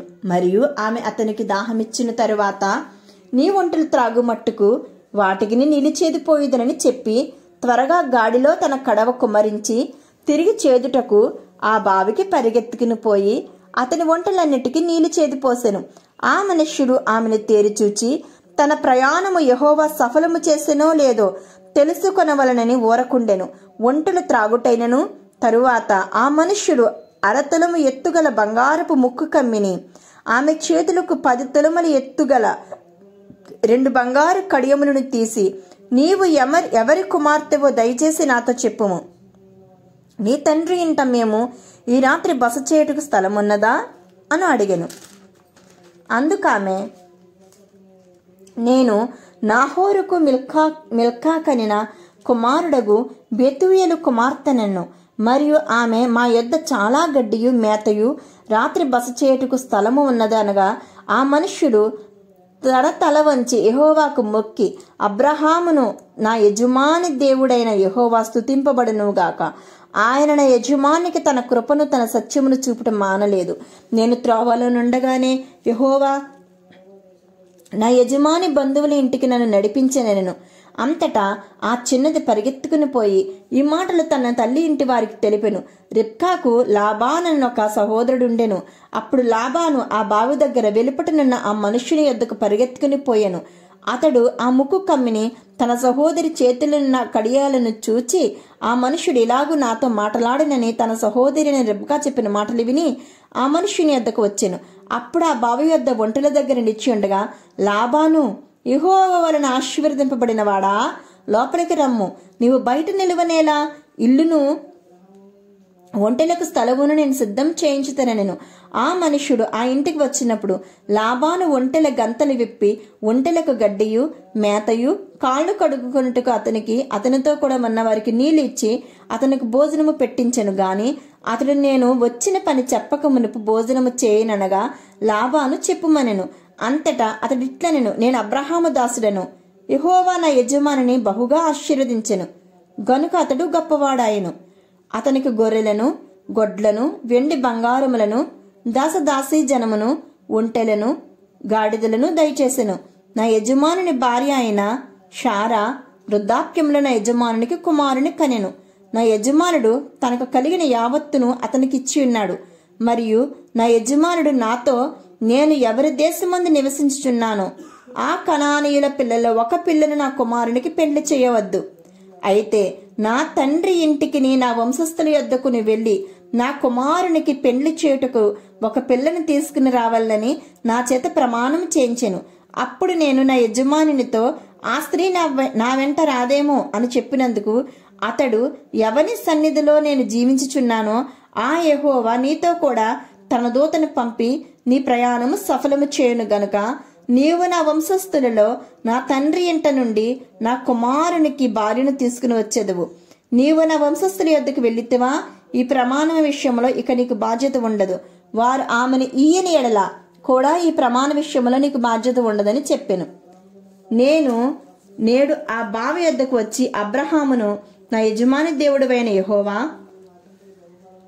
నా ప్రయాణమును నీవు సఫలము చేసిన ఎడల నేను ఈ నీళ్ల బావి యొద్ద నిలిచి ఉండగా నీళ్లు చేదుకొనుటకు వచ్చిన చిన్నదానితో నీవు దయచేసి నీ కడవలో నీళ్లు కొంచెము నన్ను త్రాగనిమ్మనమని చెప్పినప్పుడు, నీవు త్రాగుము, నీ ఒంటెలకును చేదిపోయేదనని ఎవతి చెప్పినో ఆమెయే నా యజమానుని కుమారునికి యెహోవా నియమించిన పిల్లయ్య యుండునుగాక అని మనవి చేసుకుంటుని. నేను నా హృదయములో అట్లు అనుకున్నట్టు చాలింపక ముందే రిబకా భుజము మీద తన కడవను పెట్టుకుని వచ్చి ఆ బావిలోనికి దిగిపోయి నీళ్లు చేదుకుని వచ్చెను. అప్పుడు నాకు దాహమిమ్మని నేను ఆమెను అడుగగా ఆమె త్వరగా తన కడవను దించి, త్రాగుము, నీ ఒంటెలకును నీళ్లు పెట్టేదనని చెప్పెను. అప్పుడు నేను, నీవెవరి కుమార్తెవని అడిగినందుకు ఆమె, మిల్కా నాహోరునకు కనిన కుమారుడగు బెతూయేలు కుమార్తెని చెప్పినప్పుడు నేను ఆమె ముక్కుకు కమియును ఆమె చేతులకు కడియములను పెట్టి నా తల వంచి యెహోవాకు మ్రొక్కి అబ్రహామును నా యజమాని దేవుడని యెహోవా స్తోత్రము చేసి తిని. ఏలయనగా ఆయన నా యజమాని యొక్క సహోదరుని కుమార్తెను అతని కుమారునికి తీసుకునినట్లు సరైన మార్గమందు నన్ను నడిపించెను. కాబట్టి నా యజమాని ఎడల మీరు దయను నమ్మకమును కనపరచిన ఎడల అది అయినను నాకు తెలియజెప్పుడి, లేని ఎడల అది అయినను తెలియచెప్పుడి. అప్పుడు నేను ఎటుపోవాలనో అటు పోయేదనగా లాబానును బెతూయేలును, ఇది యెహోవా వలన కలిగిన కార్యము, మేమైతే అవునని గాని కాదని గాని చెప్పజాలము. ఇదిగో రిబ్కా నీ ఎదుటనున్నది, ఆమెను తీసుకుని పొమ్ము. యెహోవా సెలవిచ్చిన ప్రకారము ఈమె నీ యజమాని కుమారునికి భార్య అగునుగాక అని ఉత్తరమిచ్చిరి. అబ్రహాము సేవకుడు వారి మాటలు విని యెహోవాకు సాష్టాంగ నమస్కారము చేసెను. తరువాత ఆ సేవకుడు వెండి నగలను బంగారు నగలను వస్త్రములను తీసి రెబెకాకి ఇచ్చెను. మరియు అతడు ఈమె సహోదరునికి తల్లికిని విలువగల వస్తువులు ఇచ్చెను. అతడును అతనితో కూడిన మనుషులను అన్నపానములు పుచ్చుకుని అక్కడ రాత్రి అంతయు నుండిరి. ఉదయమున వారు లేచినప్పుడు అతడు నా యజమాని యొద్దకు నన్ను పంపించుడని చెప్పగా ఆమె సహోదరుడును ఆమె తల్లియు, ఈ చిన్నదాని 10 దినములైనను మా యొద్ద ఉండనిమ్ము, ఆ తరువాత ఆమె వెళ్ళవచ్చుననిరి. అప్పుడు అతడు, యెహోవా నా ప్రయాణమును సఫలము చేసెను గనుక నాకు తడువు కానియక నన్ను పంపించుడి, నా యజమానుని యొద్దకు వెళ్ళేదనని చెప్పినప్పుడు వారు ఆ చిన్నదానిని పిలిచి ఆమె ఏమవునో అని తెలుసుకుందామని చెప్పుకుని రెబెకాని పిలిచి, ఈ మనుషునితో కూడా వెళ్ళదవా అని ఆమె అడిగినప్పుడు వెళ్ళేదనను. కాబట్టి వారు తమ సహోదరి అని రెబ్కాను ఆమె దాదిని అబ్రహాము సేవకుని అతనితో వచ్చిన మనుషులను సాగనంపినప్పుడు వారు రెబ్కాతో, మా సహోదరి నీవు వేవేలకు తల్లివగుదువుగాక, నీ సంతతి వారు తమ పగవారి గవిని స్వాధీనపరుచుకొందురుగాక అని ఆమెను దీవింపగా రెబ్కాయు ఆమె పనికత్తులను లేచి ఒంటెలనెక్కి ఆ మనుషుని వెంబడి వెళ్ళిరి. అట్లు ఆ సేవకుడు రెబ్కాను తోడుకుని పోయెను. ఇస్సాకు బేయేర్ లహాయిరోయి మార్గమున వచ్చి దక్షిణ దేశమందు కాపురముండెను. సాయంకాలం ఇస్సాకు పొలములో ధ్యానింప బయలు వెళ్లి కనులెత్తి చూచినప్పుడు ఒంటెలు వచ్చుచుండెను. రెబ్కా కనులెత్తి ఇస్సాకును చూచి ఒంటె మీద నుండి దిగి మనలను ఎదుర్కొనుటకు పొలములో నడుచుచున్న ఆ మనుష్యుడెవరని దాసును అడుగగా ఇతడు నా యజమానుడని చెప్పాను గనుక ఆమె ముసుగు వేసుకొనెను. అప్పుడు దాసుడు తను చేసిన కార్యములన్నీ ఇస్సాకుతో వివరించి చెప్పాను. ఇస్సాకు తల్లి అయిన షారా గుడారములకు ఆమెను తీసుకుని పోయాను. అట్లు అతడు రెబ్కాను పరిగ్రహింపగా ఆమె అతనికి భార్య అయ్యను. అతడు ఆమెను ప్రేమించెను. అప్పుడు ఇస్సాకు తన తల్లి విషయమే దుఃఖ నివారణ పొందెను. ఈ లేఖన భాగంలో నుండి దేవుడు మనల్ని దీవించునుగాక. ఆమెన్. ఆదికాండము 25వ అధ్యాయము. అబ్రహాము మరలా ఒక స్త్రీని వివాహం చేసుకొనెను. ఆమె పేరు కెతూరా. ఆమె అతనికి జిమ్రాను, యోక్షాను, మేధాను, మిద్యాను, ఇష్బాకు, షువాహు అను వారిని కనెను. యోక్షాను షేబాను, దేదానును కనెను. అషూరియులు, లెతూషీయులు, లేయూమీయులు అనువారు ఆ దేదాను సంతతి వారు. యయీఫా, ఎఫేరు, హానోకు, అబీదా, ఎల్దాయా అనువారు ఆ మిద్యాను సంతతి వారు. వీరందరూ కెతూరా సంతతి వారు. అబ్రహాము తనకు కలిగినది యావత్తు ఇస్సాకుకిచ్చెను. అబ్రహాము తన ఉపపత్నుల కుమారులకు బహుమానములిచ్చి తాను సజీవుడై ఉండగానే తన కుమారుడకు ఇస్సాకు నద్ద నుండి తూర్పు తట్టుగా తూర్పు దేశమునకును వారిని పంపివేసెను. అబ్రహాము బ్రతికిన సంవత్సరములు 175. అబ్రహాము నిండు వృద్ధాప్యమునకు వచ్చినవాడే మంచి ముసలితనమున ప్రాణము విడిచి మృతి పొంది తన పితరుల యొద్దకు చేర్చబడెను. హిత్తీయుడైన సోహారు కుమారుడగు ఎఫ్రోను పొలమందిలి మక్పేలా గుహలో అతని కుమారులగు ఇస్సాకును ఇష్మాయేలును అతన్ని పాతిపెట్టిరి. అది మమ్రే ఎదుటనున్నది. అబ్రహాము హేతు కుమారుల యొద్ద కొనిన పొలములోనే అబ్రహామును అతని భార్య అయిన షారాయను పాతిపెట్టిరి. అబ్రహాము మృతి పొందిన తరువాత దేవుడు అతని కుమారుడగు ఇస్సాకును ఆశీర్వదించెను. అప్పుడు ఇస్సాకు బేయర్ లహాయిరోయి దగ్గర కాపురమునెను. ఐగుప్తురాలును షారా దాసియునైన హాగరు అబ్రహామునకు కనిన అబ్రహాము కుమారుడగు ఇష్మాయేలు వంశావళి ఇదే. ఇష్మాయేలు జ్యేష్ఠ కుమారుడైన నెబాయేతు, కేదారు, అద్బాయేలు, మిబ్సాము, మిష్మాదూమ, మస్సా, హాదారు, తేమ, ఏతూరు, నపీషు, కేదైమ ఇవి వారి వారి వంశావళుల ప్రకారము వారి వారి పేరుల చొప్పున ఇష్మాయేలు కుమారుల యొక్క పేరులు. వారి వారి గ్రామములలోనూ వారి వారి కోటలలోనూ ఇష్మాయేలు కుమారులు వీరే. వారి పేరులు ఇవే. వారి వారి జనముల ప్రకారము వారు 12 రాజులు. ఇష్మాయేలు బ్రతికిన సంవత్సరములు 137. అప్పుడు అతడు ప్రాణం విడిచి మృతి పొంది తన పితరుల యొద్దకు చేర్చబడను. వారు అష్షూరునకు వెళ్ళు మార్గమున హవీలా మొదలుకొని ఐగుప్తు ఎదుటనున్న షూరు వరకు నివసించువారు. అతడు తన సహోదరులందరి ఎదుట నివాసం ఏర్పరచుకొనెను. అబ్రహాము కుమారుడగు ఇస్సాకు వంశావళి ఇదే. అబ్రహాము ఇస్సాకును కరెను. ఇస్సాకు పద్దనరాములో నివసించు సిరియావాడైన బెతువేలు కుమార్తెయను సిరియావాడైన లాబాను సహోదరి అయిన రెబ్కాను పెళ్లి చేసుకున్నప్పుడు 40 సంవత్సరములు గలవాడు. ఇస్సాకు భార్య గొడ్రాలు గనుక అతడు ఆమె విషయమై యెహోవాను వేడుకొనెను. యెహోవా అతని ప్రార్థన వినెను గనుక అతని భార్య అయిన రెబ్కా గర్భవతి ఆయెను. ఆమె గర్భంలో శిశువులు ఒకనితోనొకడు పెనుగులాడిరి గనుక ఆమె ఇలాగైతే నేను బ్రతుకుడు ఎందుకని అనుకుని ఈ విషయమై యెహోవాను అడుగవెళ్ళెను. అప్పుడు యెహోవా ఆమెతో ఇట్లనెను, 2 జనములు నీ గర్భములో కలువు, 2 జనపదములు నీ కడుపులో నుండి ప్రత్యేకముగా వచ్చెను. ఒక జనపదము కంటే ఒక జనపదము బలిష్టమై ఉండెను.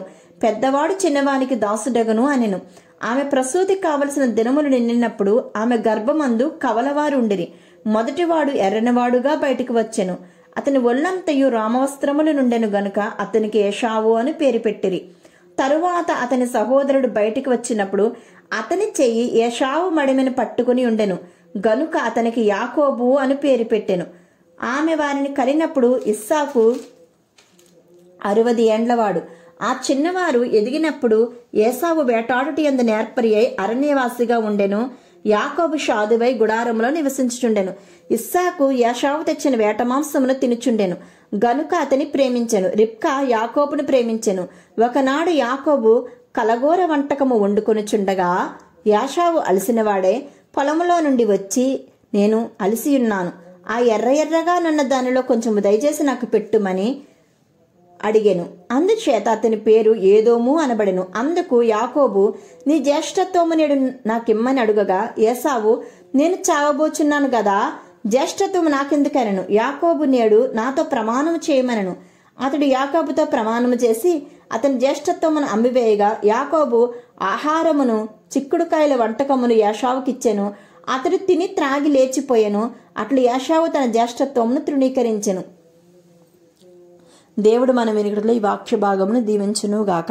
ఆమెన్. ఆదికాండము 26వ అధ్యాయము. అబ్రహాము దినములలో వచ్చిన మొదటి కరువు గాక మరి ఒక కరువు ఆ దేశములో వచ్చెను. అప్పుడు ఇస్సాకు గెరారులోనున్న ఫిలిష్తీయుల రాజైన అబీమెలెకు నొద్దకు వెళ్ళెను. అక్కడ యెహోవా అతనికి ప్రత్యక్షమై, నీవు ఐగుప్తులోనికి వెళ్ళక నేను నీతో చెప్పు దేశమందు నివసించుము, ఈ దేశమందు పరవాసివై ఉండుము, నేను నీకు తోడయ్యుండి నిన్ను ఆశీర్వదించెదను. ఏలయనగా నీకును నీ సంతానమునకును ఈ దేశములన్నీ ఇచ్చి నీ తండ్రి అయిన అబ్రహాముతో నేను చేసిన ప్రమాణము నెరవేర్చి ఆకాశ నక్షత్రముల వలె నీ సంతానమును విస్తరింపచేసి ఈ దేశములన్నీ నీ సంతానమునికి ఇచ్చెదను. నీ సంతానము వలన సమస్త భూలోకములని సమస్త జనులు ఆశీర్వదింపబడుదురు. ఏలయనగా అబ్రహాము నా మాట విని నేను విధించిన దాని నా ఆజ్ఞలను నా కట్టడలను నా నియమములను గైకొనునని చెప్పెను. ఇస్సాకు గెరారులో నివసించెను. ఆ చోటి మనుషులు అతని భార్యను చూచి ఆమె ఎవరని అడిగినప్పుడు అతడు ఆమె నా సహోదరి అని చెప్పాను. ఎందుకనగా రిబ్కా చక్కనిది గనుక ఆ చోటి మనుషులు ఆమె నిమిత్తము నన్ను చంపుదురేమో అనుకుని తన భార్య అని చెప్పుటకు భయపడెను. అక్కడ అతడు చాలా దినములుండిన తర్వాత ఫిలిష్తీయుల రాజైన అబీమెలెకు కిటికీలో నుండి చూచినప్పుడు ఇస్సాకు తన భార్య అయిన రిబ్కాతో సరసమాడుట కనబడెను.